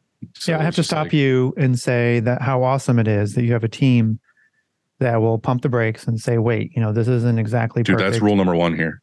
Isn't it great? And then it's common sense. It's like, dude, if you see any issue with this, bring it to somebody and ask. Like, even if you're coming in here and we're like, yeah, obviously, idiot, get back out there and print. I would rather say that than not. Yeah, but that costs you money to stop the press. In other words, don't start the job. Go and ask a question and then pull the ink out of a screen, add some reducer, put it back in. And, that's money. But in the end, it's a way better shirt. It's cheaper than printing a whole fucking job all over again. Or never again. See that customer. Yeah, exactly. I mean, you're keeping that customer happy, and I think that's. I think it actually in the long, it doesn't cost you. Is maybe a good way to put it. I have a question. So, are you developing any new inks that you can talk about? That maybe they're plant-based or vegan or just made of blood. Possibly made of blood. We tried to develop one here made of ranch dressing once because or it was a ranch additive. I can't answer any of those questions because we are publicly traded. So anything in development, I can't comment on. I'm sorry. It's just, all right. Instead of that, and all your R&D and all this stuff, without being biased, hopefully, what are your favorites? Of our product? Of your products to print with. Man, I like all of them, but I just know they're all different application styles. Okay, you're a basic screen printing shop. You're printing tees, cotton and 50/50 tees for your customer. Yeah. What line do you go with? Well, when I left here for 3 years and ran a place in Ball Ground, Georgia again. It was called D-Lab. And my choice, because I was limited to Wilflex at the time, I had equalizers and amazing base. And because I was able to change applications on opacity of apply. That's the same one I had. And I also, you can use them in specialty bases, not with amazing base, and create great specialties. And I also use discharge clear. I would just use the discharge and knock out the color, and then put my colors, my plastisol colors in a high mesh. Mm-hmm. But there's very similar, like Rutland's C3 can do the same thing. It's basically the same idea. It's a curable pigment that you can add into a soft base or like a sculpture base, or to like any kind of athletic base. It's things that, giving you those options is fantastic. I failed to mention that there was one consolidation we did do here. We had so many specialty inks that were almost identical that we decided to put them all under the umbrella of Avient Specialty Inks, Infinite Effects. So things like sculpture and things, I think the specialties that you love from Wilflex and Rutland and Union, all distributors are able to distribute those products. So I love the specialties. Obviously, everybody does. They don't sell a lot of them, but they seem to be something that can twist or make something a little bit better. Right. Using the sculpture in your white to create a texture like a canvas or stitches or something like that, just enough to make the surface look different. There's Fashion Soft. It's a low cure. You can add it to your colors and make them feel like water based on a light. That's what we do. Yeah. Do a lot of that. And of course, there's things I get excited about. I was excited to learn about the Libra, the silicone, and how, I remember you trying to use silicone before all this stuff, before Dan Solomon got involved with the original, was it Dow? But now he came over here. He also helped us develop Libra. That ink is printing so good. It's so easy on press. I'm really surprised more people don't use it, especially small printers.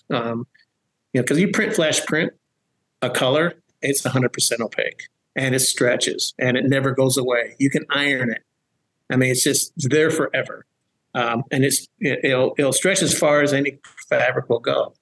You have to be smart about how much you're catalyzing before you get started, but I mean, you can do some great work with that.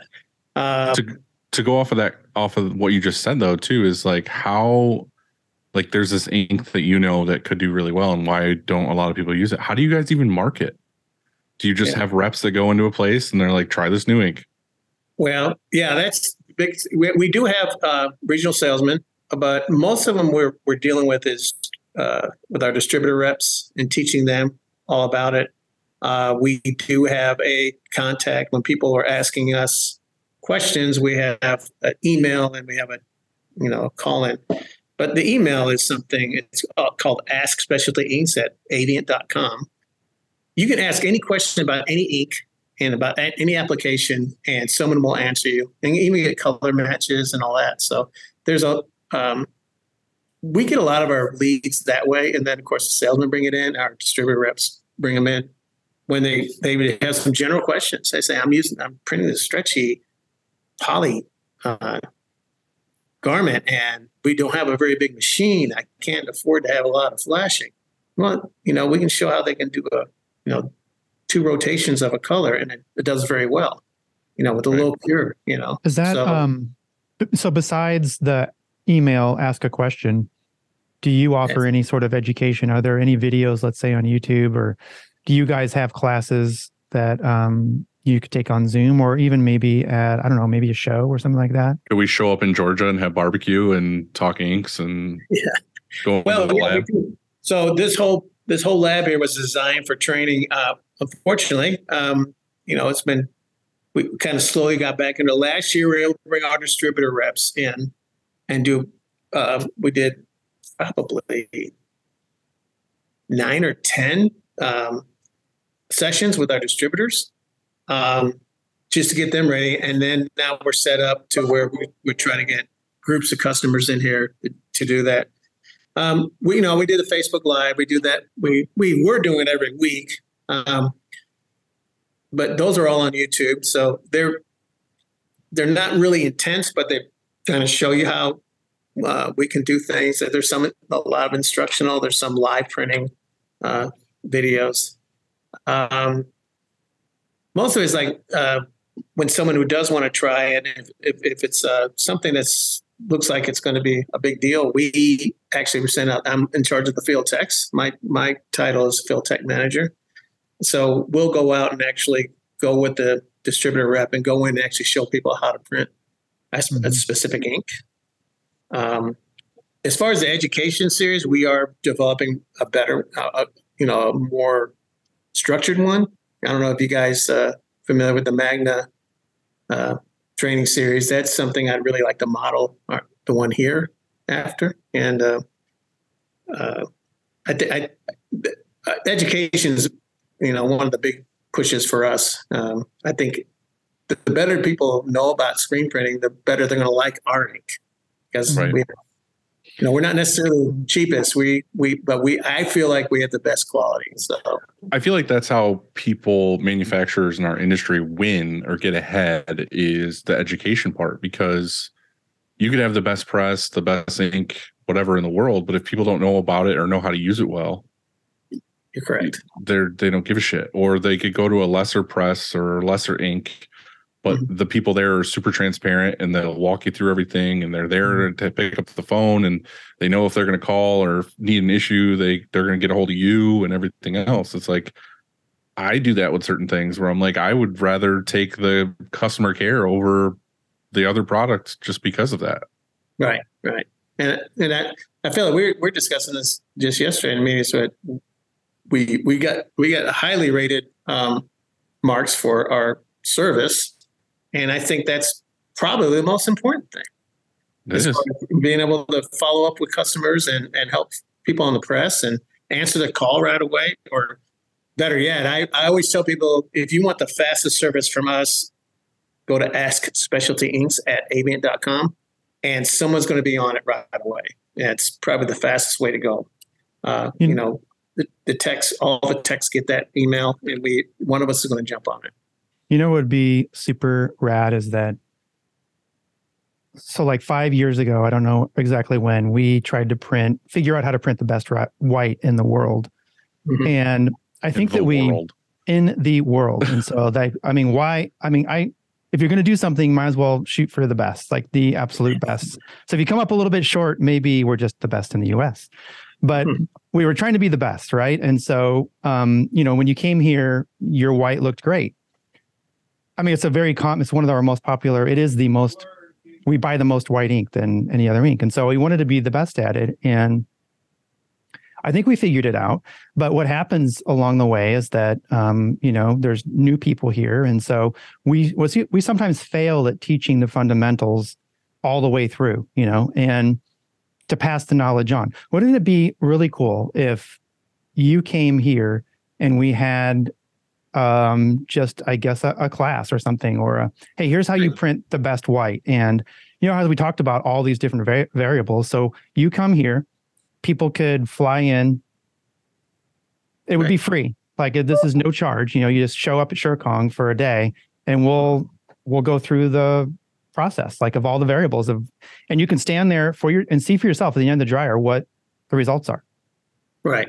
Yeah. It'd be fun. I mean, I'm very confident we can do something really well, and that's just, just getting through the approval process. I think it would be easy if you're going to have that much. And of course, you guys are pretty important to us. So, that'd be something we can arrange, Let's do it.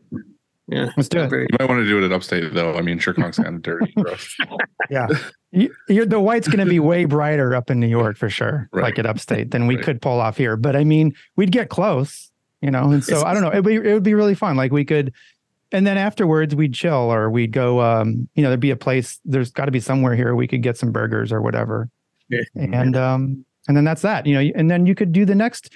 And I suppose you could even do another one. So, Dylan, you could host the specialty ink seminar, or whatever we call it. Just glitters. Glitters only. I don't know. It'd be fun. I feel like the number one customer email has to be Pantone matching, right? Oh yeah, by far. And we have the IMS software, which is great software, and it's a web based, so it's always constantly updated, and we support it through that email too. So it's people say, "Hey, this looks a little off. Can you look at it?" And and we try to pick up on little hints, like we'll have a email and say, "Hey, this Rio was matching fine, but now there's a lot of colors not matching." We find out that maybe they put LED lights in their plant instead of the old lights they had. So there's hints we pick up too, but yeah, by far is color matches being approved for the IMS software. We have to verify that you are buying our ink with it and through the distributor. But once that's up, I feel like there's so many questions with just this that like I'm trying to think of the best way to go about it. But like lighting, I feel like is super something everyone overlooks. Oh yeah. Like they just go get whatever bulbs or whatever lighting they have, or the deep dark dungeon of a shop, all this other stuff. Is there something that ink manufacturers recommend as far as this is the 5000K or whatever it is, like lighting, or if you are going to go LED, go these ones, or like what's the ideal shop lighting? D65, which is daylight, because that is what most of the brands or all the brands are asking for to be matched under. So you have to pick a standard. Not to say you can't make something look good under a different light.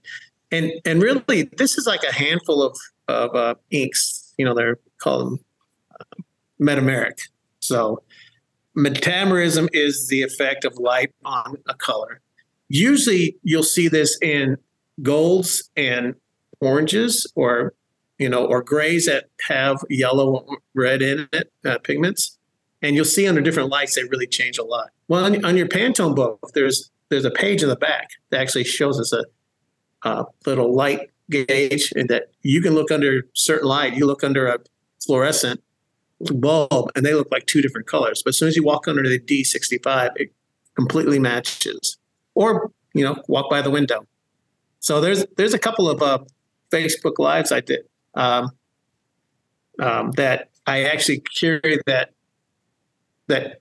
card through my shop and have the video right on it. I go to the window, it matches, and I walk through my shop, and as I go through different lights, you can see it changing, turning. And at one point, it looks like orange versus gold. It's crazy looking. Then I get back under the Pantone light box, which is what I highly recommend people have. Well, that's what we ended up getting. And the thing is we redid all the lighting in the shop, and I wanted to make sure that the lighting in every office, the lighting in the shop, the lighting everywhere was roughly the same, so that the problem is out in the shop, it's brighter because it's, shop lighting. And then in the office, it's like mood lighting because you're sitting at your desk all day long, whatever. And it's like, it looks different to them out there than it does in the office because of that difference. But the people in the office are the ones approving it. Right. So like they print it out there, think it looks good, bring it in here, and they're like, that color doesn't look right. And if they don't get off their ass and go out in the shop or look at it under the Pantone light, then they're like, go remix that color. It doesn't look right. Yeah. And then you waste like an hour, half hour remixing colors, taking it out of the screen, putting it back in, printing it. And then they bring it in here. They're like, okay, it looks good.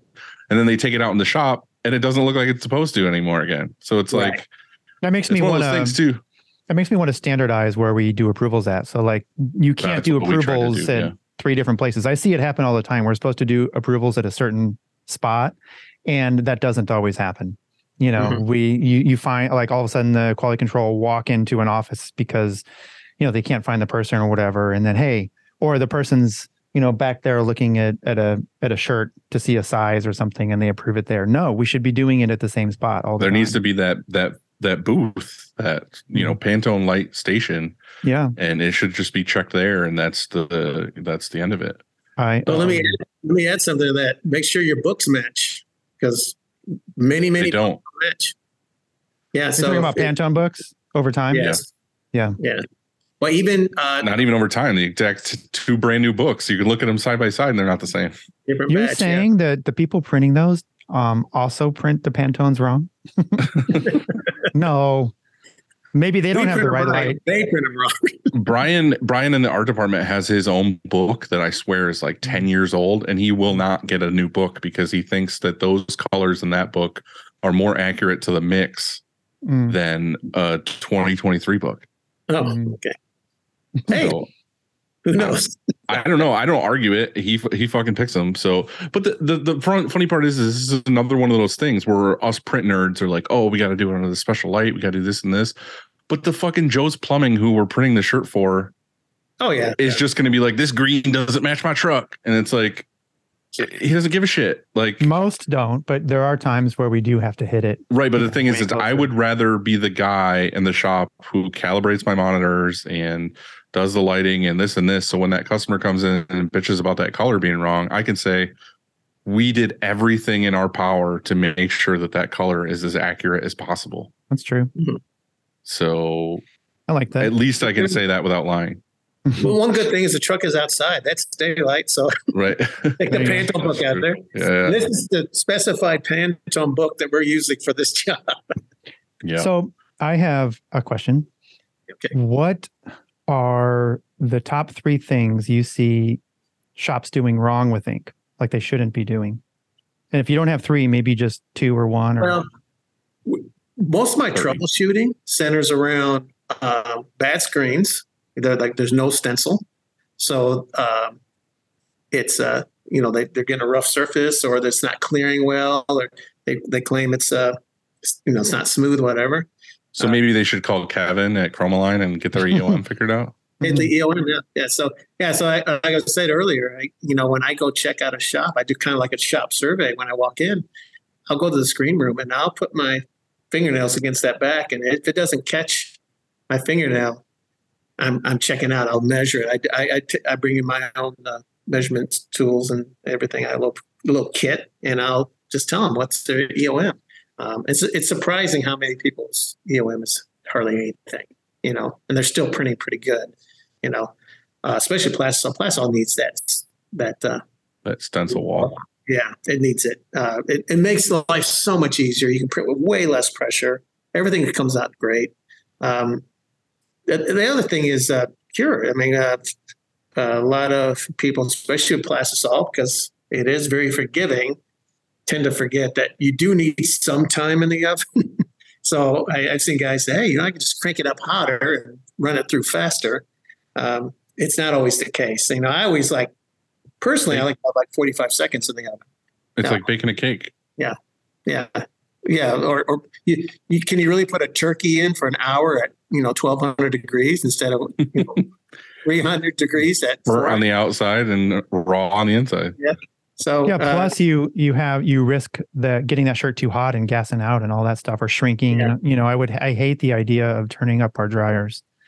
Yeah. I would rather the dwell time inside the dryer be longer. I feel like the realistic big problem with that, though, is that a lot of these people that complain about that or tweak stuff are people with really small dryers. Yeah. And they don't have the ability to do a good amount of time in the dryer, or they have to run it through twice or whatever. So then they're like, fuck running it through twice, crank this bitch up to 900 and just. And then they call me and say, why is your ink so glossy? Yeah.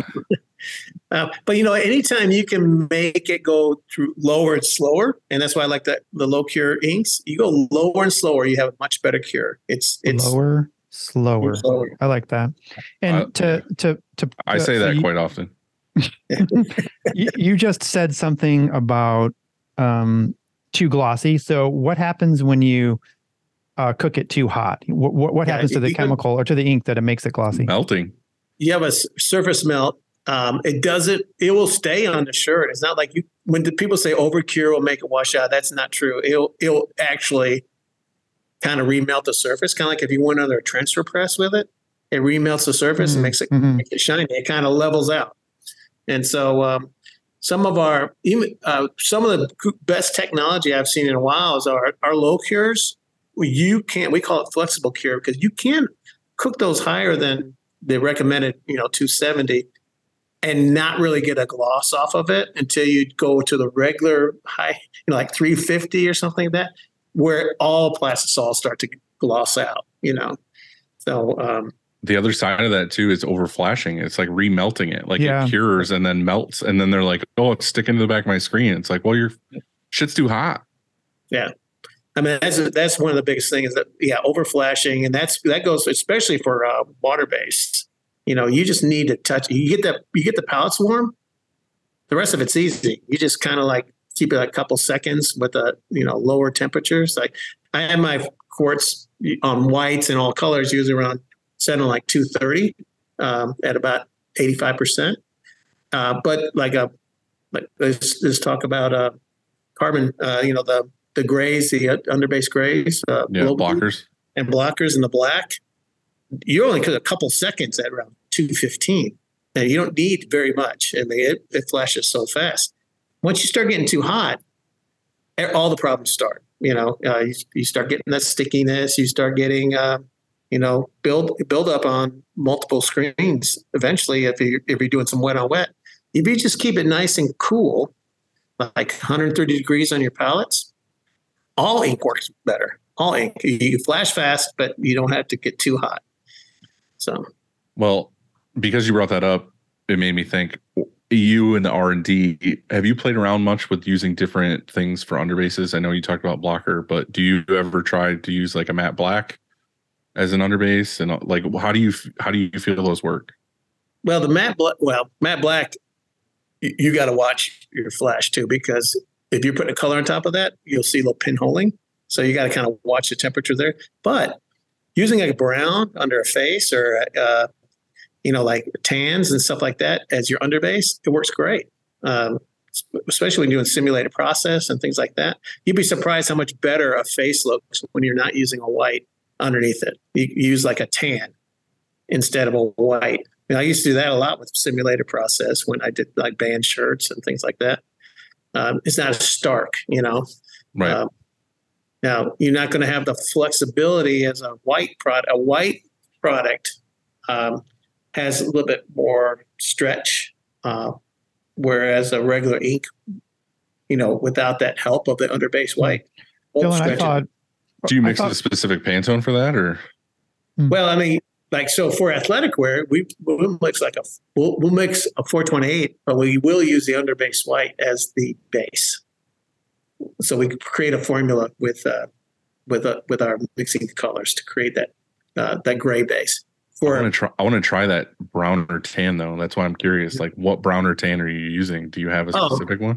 Yeah. Because now I want to R&D that shit. I want to play around with that because I've never tried that. So if you're doing, you can text me later. Don't throw the secret. Why don't you email? I see where this is going. You need to email. Now I'm gonna have everybody individually calling me looking for that color. Mm-hmm. Yeah. Yeah. My question was, I got the email to ask thing. Go ahead. Andy. So my thought was, I thought you had to, for a barrier or a block, I thought you needed charcoal in your ink. Yeah, for a barrier you do. For a bleed barrier, you need. My favorite thing to use is a gray or black. So if you have a sublimation fabric, with a pattern on it, go with a black every time.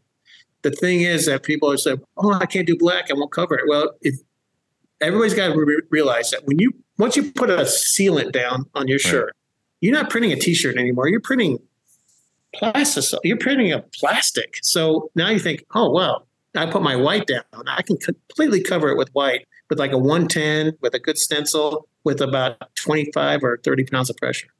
Barely print it, and you'd be surprised how it covers so easy." Of course, the gray, it's easier to cover, but when you're using, and also when you're using gray, the same idea behind, I said something about the 428. We actually had a customer that was doing a lot of athletic wear. So they needed the gray on the poly and the poly blends, but then sometimes they would cut, and it's really kind of overkill. And instead, they would put like a gray down the exact same spot. What the gray gives you is the ability to print like dark colors on top of it. So if you put white down, you try to put blue on top of it, obviously you get light. But if you cut that out of your secondary white plate compared to the first one, and you're putting like navies and deep reds and dark purples and dark greens directly onto that gray, It looks fantastic. And then, Interesting. and so your white will be under yellows and bright oranges and pastel colors and things like that. Mhm. You'd be surprised how much better that looks and easier to hit the color. So we know, but initially at this company I was telling you about, they were getting a lot of rejections inside saying, oh, okay, these colors aren't hitting color. So they try to fix the ink instead, going on top of a white plate. And I said, why you're fighting? Because blues aren't very opaque. That's just the nature of them, because you don't want white inside your navy to make it opaque. So we would go with put it right on top of the gray barrier or gray, darker color underneath. And if you think about it, when you're talking about the face as well ago with the tan and the brown and everything else, look for a color that's already in your design. Say you got yeah, we do that. Yeah, you got to. Maybe it's a print of you. You've got they got the hair is a certain color. You put it down almost completely, and then you put the flesh on top. So you create that. Yeah, we totally do that to save more for the reason of saving room on press, because then you can use the screen you already have than trying to make the color look a certain way. And I've never even thought about the fact that, a gray underbase on a blue or something, or a purple, let's say, would be so much easier to achieve what's in that bucket or that purple. It wouldn't shift as much because you put that purple on a white, and it shifts. Well, if it's on a gray, you're not going to have that issue as much. I've never even thought about that before. This is a discussion. Like I think one of the highlights of like knowledge in my career was I got to go visit Andy Anderson's workshop. Yes. This is like after he retired, and he just has this workshop of it's insane. Mm-hmm. Like going in there, he's got bike parts everywhere, and he's got like totes. Like he's got walls of totes of just like sample prints of stuff. And it's like, oh, this is my sample of this. And it's like, Garth Brooks and Trisha Yearwood. It's just tons of crazy, like Taylor Swift and all this other stuff. And you're just like, he's pulling them out and we're talking about stuff. And he's like, yeah, I did this underbase on this. And then I thin these way down to do this. And I'm just like, dude, I'm trying to like write notes down, like slow the fuck down. And like, he just wants to talk. And it's awesome because like, he's the king of like printing bases. Like all these country stars and all these people that wanted these like huge stars that want stuff, they always want their face on a shirt. Right. And it's so intimidating to be like, oh, I'm going to print thousands and thousands of this person's face. And you're dealing with dot gain, and you're dealing with, making them not look yellowed out like they have friggin' jaundice or whatever. Right. It's like, that's the shit I want to learn. That's why like you're talking about like these tans and browns. It's the same thing he was saying. He was the one that told me to do black, or he's the one that told me to, even on a white tee, they would do an underbase. And those guys, all those printers they trained in there. There wasn't really that many guys went in there already had experience. So he taught them his way, and they were just tight. I would totally trust him to control his heat on a black underbase. I would totally trust him to do all these things. We put in very thin ink layers down using high meshes. The crazy thing is, the one thing that I learned from him was it's not about how tight the screen is, it's how consistent they are to each other, right? So a lot of his screens are around 22 newtons, but they were all 22. Right. So it wasn't a 14 to 22, a 30. Yeah. It was like they were all the same. And when I would go visit him and he'd be running something, you could pull something out of the middle of the run and then look at the last one. It's identical and identical to the one he's hanging up. So they're very consistent. He did modify the inks a lot. He liked that. That was something that we talked to in detail, and he was just like, yeah, we would test this, and we had this certain specific percentage of reducer and this that we would put in every color. I'm just like, nothing with you is out of the bucket. Yeah. Everything is R&D'd and tested. They had their formulas and everything else, and it was just like, I can't remember. There was something he was talking to me about with yellow or something, and I was just like, no fucking way. And like I left there, and I was like, I can't wait to like get back to the hotel to like write this down. And I totally forgot before I got back. Yeah. And I was just like, I'm so upset that I forgot. Yeah, he knew what that ink would do in press, especially if he modified it. You get to a certain temperature in the oven, a yellow especially if it's kind of a gold yellow, it'll burn out. It'll burn out a little bit. It'll turn more yellow. So he would modify it to be a little bit more red before it went to the oven. Another thing too, this goes back to your original question about how many whites.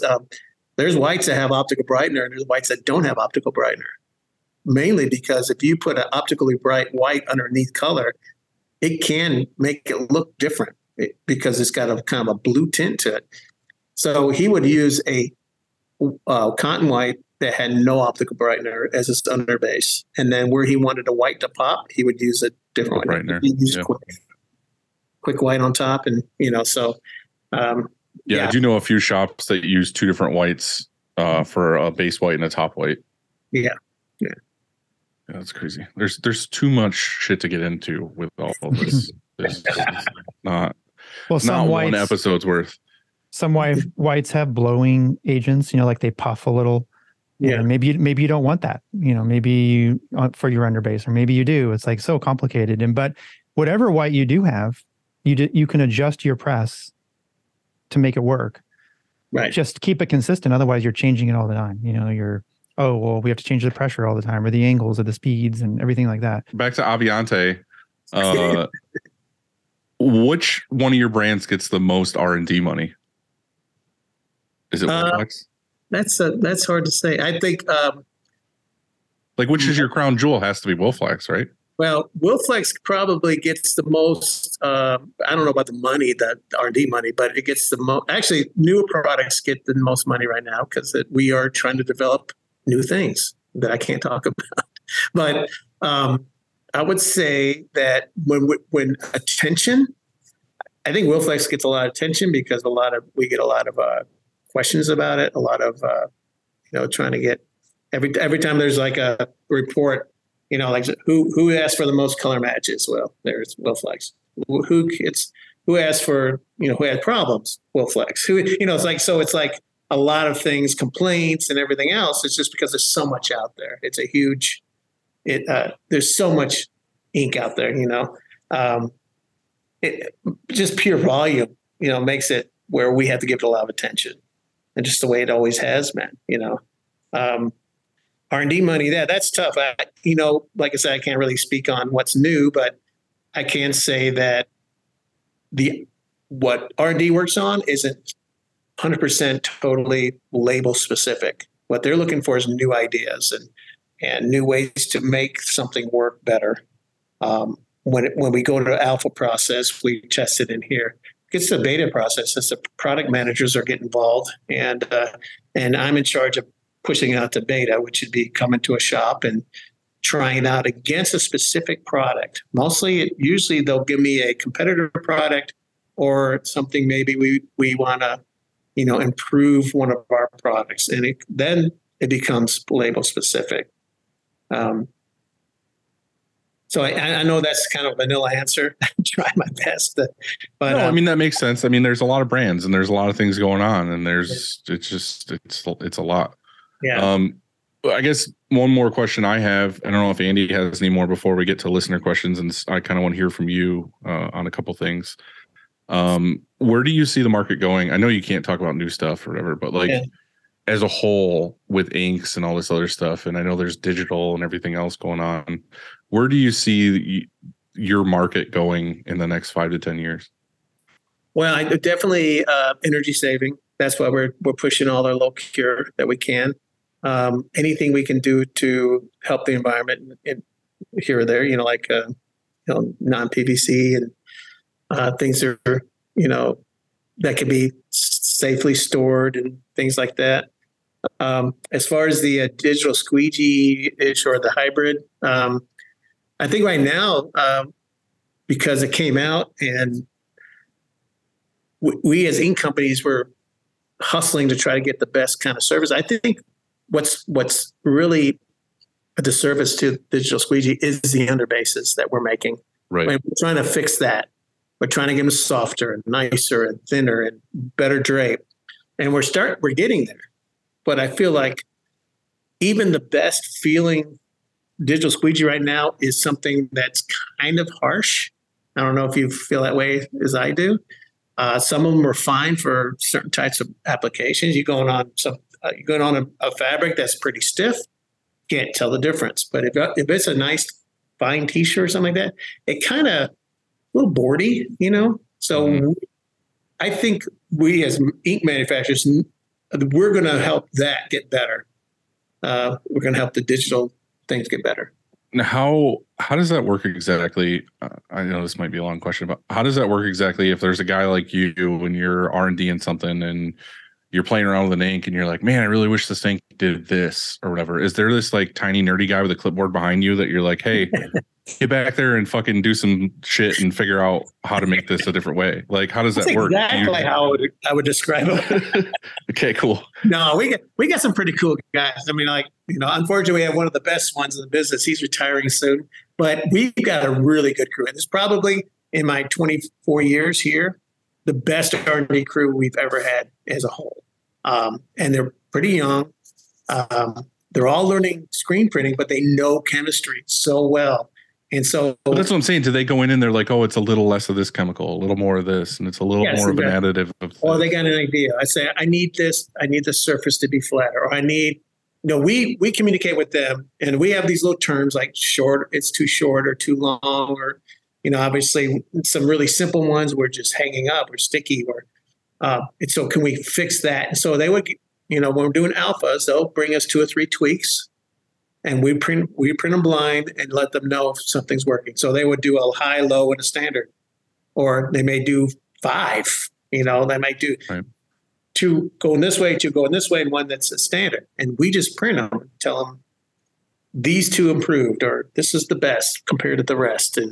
And so we're a team. We have 2 printers in here, and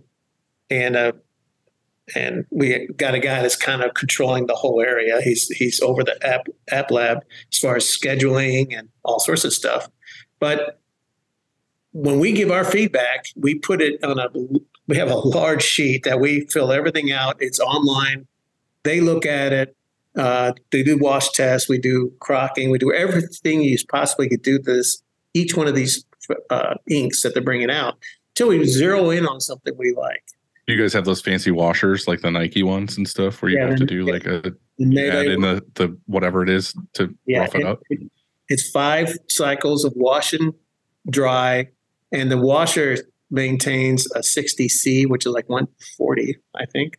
I believe, but it's not like a regular washer. It's water the whole time. And so they have one at M&R. Mm-hmm. Yeah, it beats it up. It's approximately like 5 home washes of hot water. So you're really beating it up, Yeah. And so we can pass that. We can pass anything. Right. So that's what we do. But a lot of it is based on the feedback. And you're exactly right. They're not. They're nerdy, but they're cool nerdy. They're not. Yeah, I didn't know. You know what I mean? Like us screen printers tend to be like, hey, we're having this issue or whatever. I didn't know if there's a chemist that's just like it's different language. You know what I mean? Yeah. Like, you said you have your own technical terms to go from you to them. Yeah. Like I didn't know if you have to have a certain. I mean, obviously they have to have a certain knowledge on the subject, but it's different when it's like someone hands to ink to screen versus somebody in a lab being like, a little poof of this, a little whatever. Right. Well, our testing sheet is so detailed. I mean, we look at everything. We look at how it looks in the bucket. We see how it feels when we stir it. We see how it shears down. The after flash tech, if it's printing and flooding right, if it's clearing the screen in certain meshes, we'll go to 2 or 3 different meshes. We'll cure at 2 or 3 different temperatures. So every test gets, it gradually gets more intense as we're funneling down this alpha product before we go to beta. So it goes through months, sometimes years of printing in our lab before it even gets out to where we can test it somewhere. Is there anything that we didn't touch on so far in this episode that you want to highlight or show or talk about with inks that we didn't think of?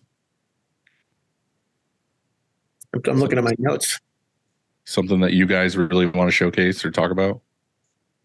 Well, no, I think I mentioned everything that I could think of.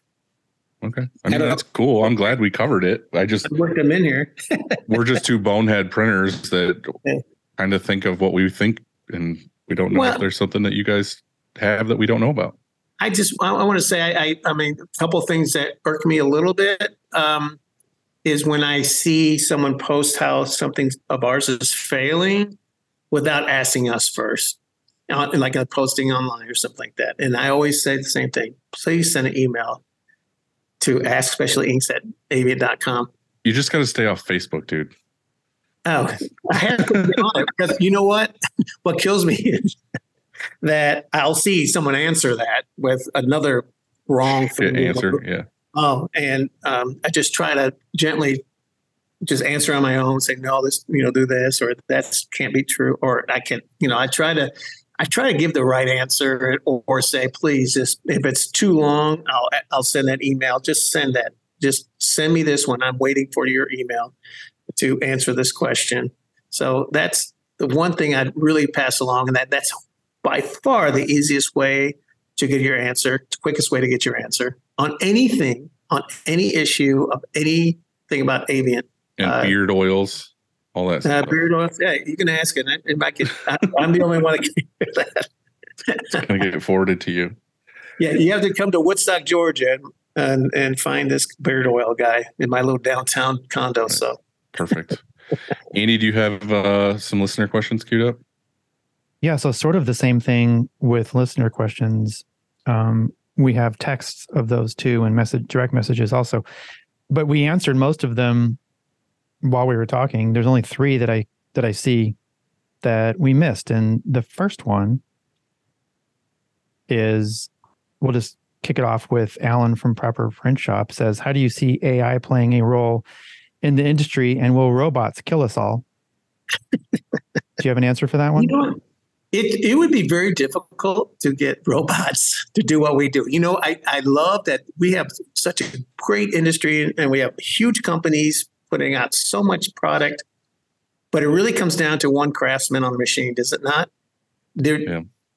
Every machine, I don't know if it's the same at your place, but I've had 2 brand new machines delivered to one of my shops one time, and they had 2 different personalities.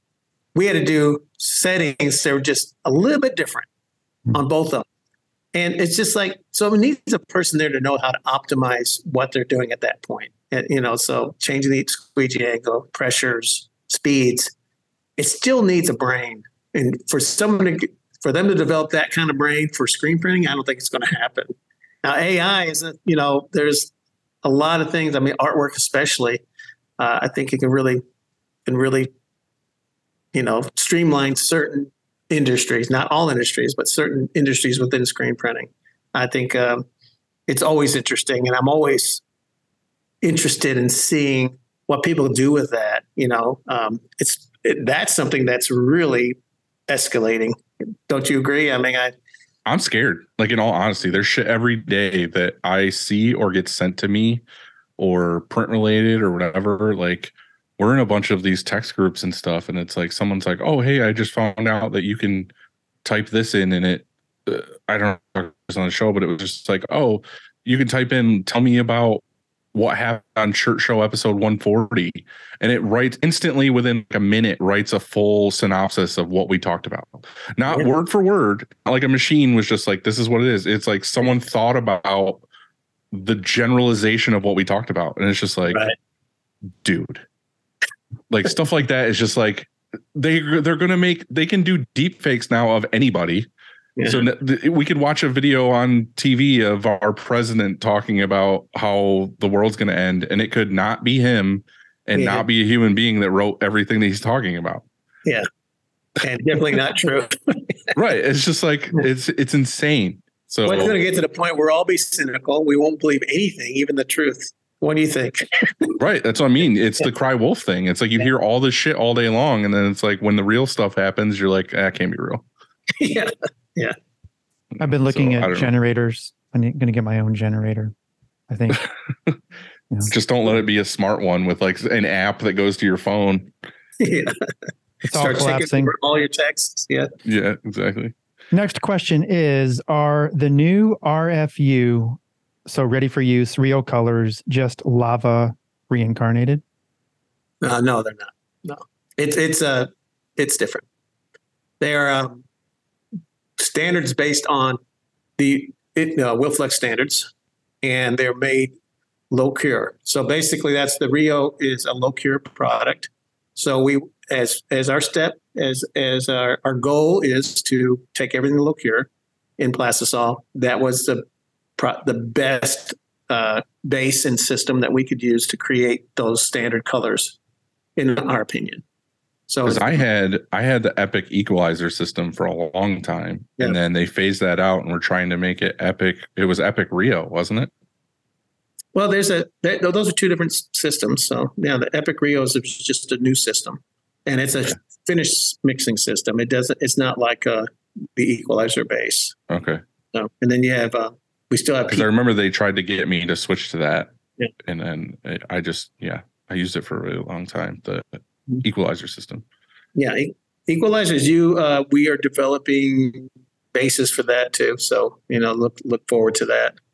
We do have a low cure base, so that's something you can convert to. Equalizers, it's a little tougher because you can't get to the. Right now, we're not at the where you can get to because they have resin in there that needs higher temperature.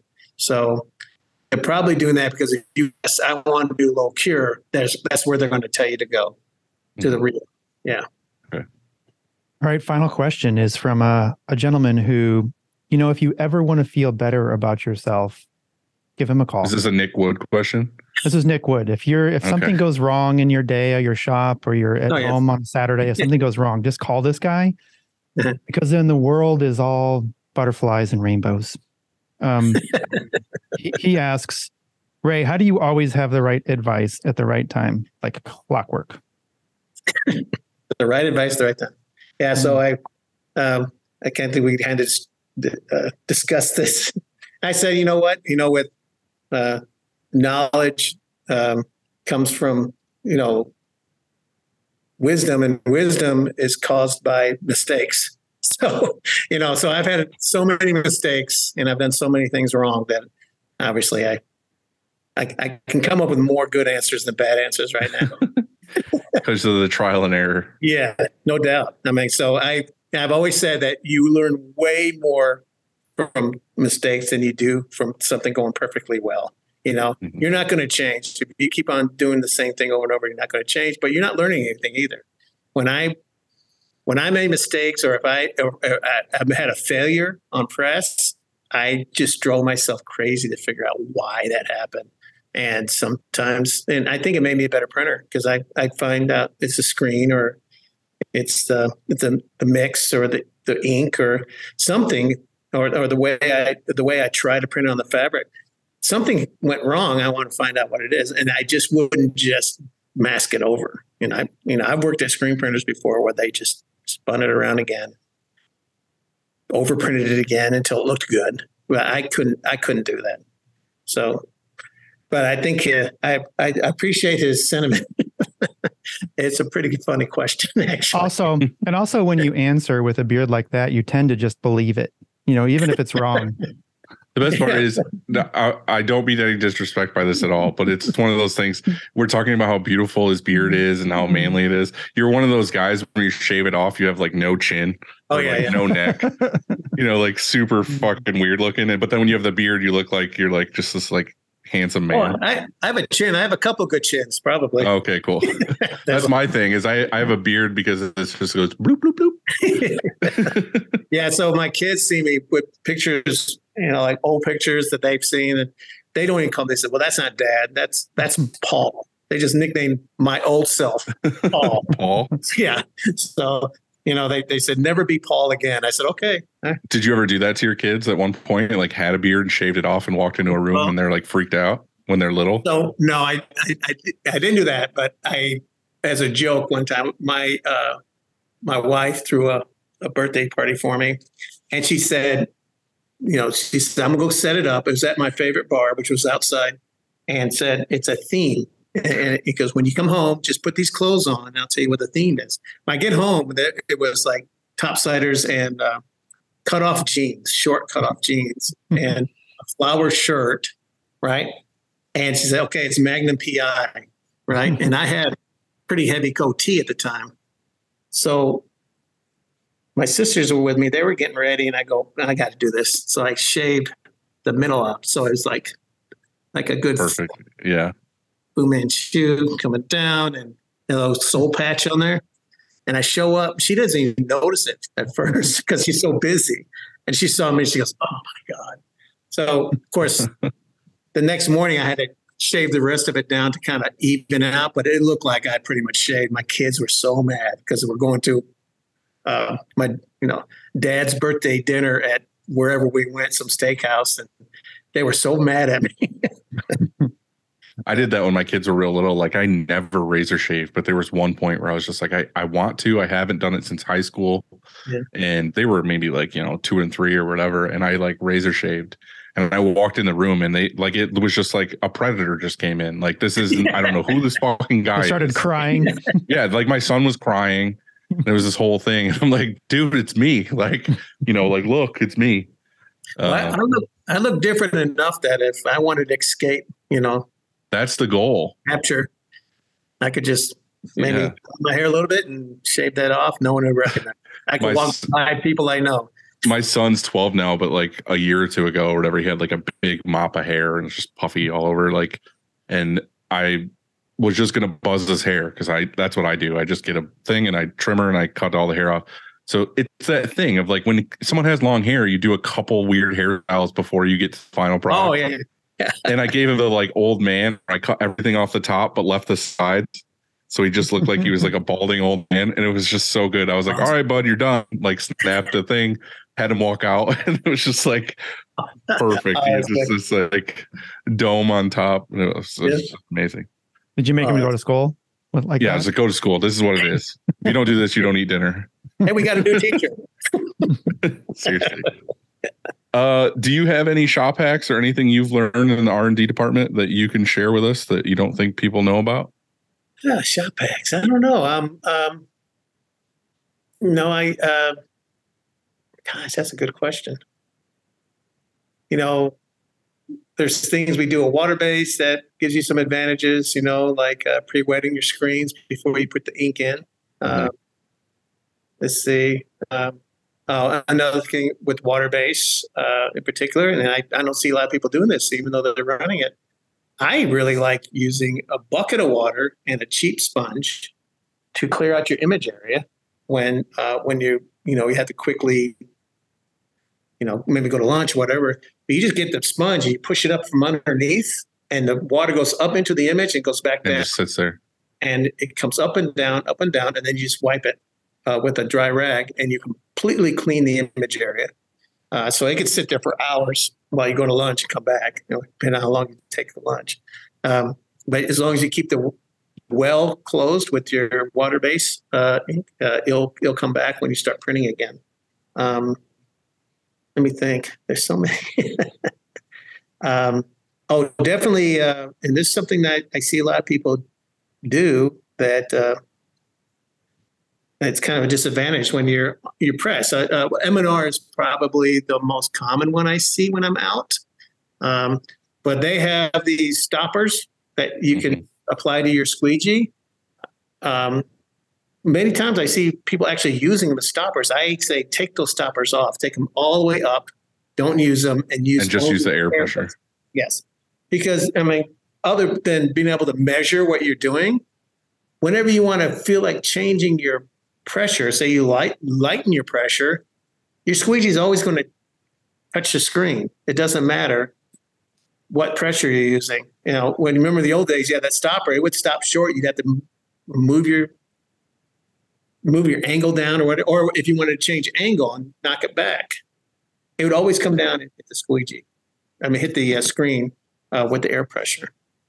I'm just trying to think of things that I with when I How about a life hack?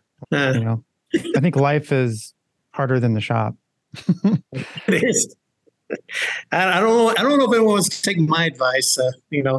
Well, Nick Wood does apparently. He said it was the best. Yeah. I don't know. All right, let's get into the quick takes. Dylan, you just breezed right by the life hack. He's going to answer them in the quick takes. Oh, okay. oh, Okay. I am. Okay. All right. First question. What's one thing you can't live without? My family. That was a cheater question. Standard. Come on. But it's the truth. My kids. Let's see. Can't live That's without. okay. Oh, No. wait. That and bourbon. There's the real answer. At the same time, I watched this latest season of Alone, and I think it's the same with most of them. I haven't seen all of them, but as ready as you are to go out by yourself in the world, you know, you're really skilled at all these different things, survival out in the wilderness by yourself. What gets most people is missing their family. Mm-hmm. You know, and it doesn't happen right away. It seems to be like day. Dude, some of them have though. 30. What's that? No, I've watched a ton of Alone, and there's a couple dudes that have left like a week in because they're like, I can't do this. I miss my wife. Yeah, I mean that's real. You know, you pansy. I'm good for a week or two. But until you're out there and you really experience it, it's hard to say. Because he goes, I said the same thing. Like, look, I think I could, like, what would not get me is the mental part. Like, I could live by myself because I'm okay being alone. I'm an only child. Yeah. I get it. Like, I can do it. And I say that though, until you're really out there in the situation, you know, and then all of a sudden you're like, oh shit, you know, like I really miss human beings. I haven't seen anybody for a month. I've been with human beings my whole life. I had 5 sisters and a brother, and then I had 4 girls and a son. So always somebody around. It's nice right now. I'm living on my own a little bit now, and I enjoy those 2 or 3 nights, but still got it. Yeah. I think calling everybody every night. You know. I think the movie Home Alone taught us that, you know, yeah, you wish your family was fucking gone. Yeah. But then be careful what you wish for. You might just want them back. That's right. What's a pet peeve of yours? Pet peeve. His family. I have them. Probably. Well, idiot drivers, because everybody's an idiot except me. Right, obviously. I don't know. Not a lot really gets me. Gossipers, people. I mean, I do have people in my neighborhood now that just love the gossip, and it just bugs me. There's no reason for it. I don't know. Not a lot bothers me, really. I don't think. You know what I found yesterday really fucking bothers me, and it kind of got me to a point where I was just like, I hate people. Was where I live in New York, like it's been cold, and like the last 2 days, it's been like 55, 60 degrees. So like I walk the lake every day, and there's the regulars that you see every day. We wave to each other. We say hi, how's it going, whatever. Yesterday was all these fair weather walkers came out because they were like, oh, sunshine. Not a single fucking person waved to me. Yeah. All these people you never see, like you literally wave or say, how you doing? They give you the dirtiest look. Like, how dare you talk to me? Right. I'm just like, get off my fucking trail.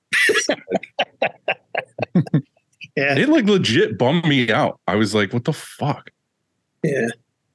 Be a good human being and say, how's your day? How's it going? It's so easy. Especially if someone initiates. Yeah. Like I literally look up and I go like this. Maybe they're scared of you. Maybe my fly was down and I was the horse was out of the barn or something, but it was, they just didn't want to wave. All right, Ray, if you could be on any reality TV show, what would it be? We have these whiteboards by our presses, and every day there's a question that goes up. And I stole this from a day a few weeks ago, and somebody answered. The best answer of that day was my secret addiction. Is that it? Oh yeah, that's the show, right? Have you heard of that? The lady who eats couch cushions. Yeah, is that what the show's called? Yes, I think it's. I screwed this up. Well, anyway, somebody put that show, and then afterwards, your mom. So it was really good.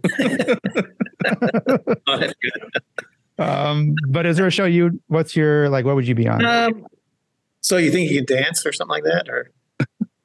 Oh, you got really? Secret dance moves you want to show off? Hey man, I'm a kid of the 70s, so Hell yeah. That was my wheelhouse at the time. Late 70s. So next time I see you at a trade show, I'm gonna be like, we're going out dancing. I'm ready. At any time. I love it. Or karaoke, either one. Andy, what would your show be? Oh, geez. It's hard to answer fast, isn't it? It is really. Yeah, I wasn't expecting. I'm just trying that. to think of like what reality shows. Like the first thing that came to my mind was like Big Brother or something. Survivor. Yeah. How about Love Island? Like to be on Love Island? Or like The Bachelor or Bachelorette. I would, and that's a game show. Shit. Oh, wait, I'm changing my answer to the Kardashians. Yeah, there you go. That's good. Annoys the shit out of me. I hate trash TV though. Hey, that's my favorite show and my pet peeve that it's on. You know. Oh, I know what Andy says. Jersey Shore. Oh yeah, perfect. That would be good to be on. Want to get those tank tops back on? You just want to wear a tank top. GTL, man. Yeah. No, I don't know what it would be. Probably like if I could sing, I would be on a singing show, a singing competition. I don't know. It sounds fun. Yeah, but nice, yeah. going on that now, it would be a good laugh. This ties into it. Next question. Most recent TV binge. Do you watch shows? What's his name? The only show I watch, Ted Lasso. Oh yeah, new episode came out last night. Yeah, I watched it. I love that show. And I don't really watch any series. I watch movies and sporting events. That's the only show I watch. I guess that ties into you wanting to be a coach, or you were going to go to school to learn how to be a coach. Yeah, totally makes sense. So it's a coaching show, so it's fun. I haven't started the new season. Pretty good. Is it good? Mm-hmm. Yes. That's the first two episodes are really, really interesting. They're good. They kind of lay it out. Okay, Right. I'm going to audible this one because I think you answered this earlier. So instead of that, how about what was your first car? My first car was a 66 Opel Kadett. Opel? What is I don't think I've that? ever heard of that. with a Kadett with a K. Yeah, it was a used car I found when I didn't get a car till I was like 17 or 18. Now, I came from we're a big family with not a lot of money, so had to kind of scrape some dollars together. I think I bought it for like maybe $400 or something like that. I used it for a couple of years. Is that the car in Wayne's World that they have? I don't know. No, that's a Gremlin, isn't it? Yeah, that's a Gremlin. Yeah, that's something different. This one's older and it's classic. It's a pretty cool car. And probably the first week I had it, I realized that the gas gauge wasn't working. I was showing off my new car to my girl, and what you meant is you found out the hard way the gas gauge didn't work, not that you learned. So from then on, I carried my yardstick around that I had, and I would put it in there and see how much gas I had in it every once in a while, like a dipstick. Mm-hmm. Fill it up when it got down to 3 I'm surprised inches. that works. Good idea though. Yeah. Go-to pizza toppings. Well, I don't eat pizza because I'm gluten free. But I am so when I did sorry. eat it, no, yeah, me too. When I did do it, it would be extra cheese, mushrooms, pepperoni, sometimes sausage if I felt like it. Definitely. Can't you do the cauliflower crust or something? Like an alternative? Yeah, I do, and it's good. It reminds me of like I don't know, Piece of cardboard. bruschetta or something. It's good. Okay, I'll do it when I need to, but I definitely load up on the toppings then to try to get something out of it. So, All right, Andy, finish it off. What is for dinner tonight? oh, that's a good question because I just finished my leftovers. Hey, I'm a bachelor, man, so I got to come up with something. I usually do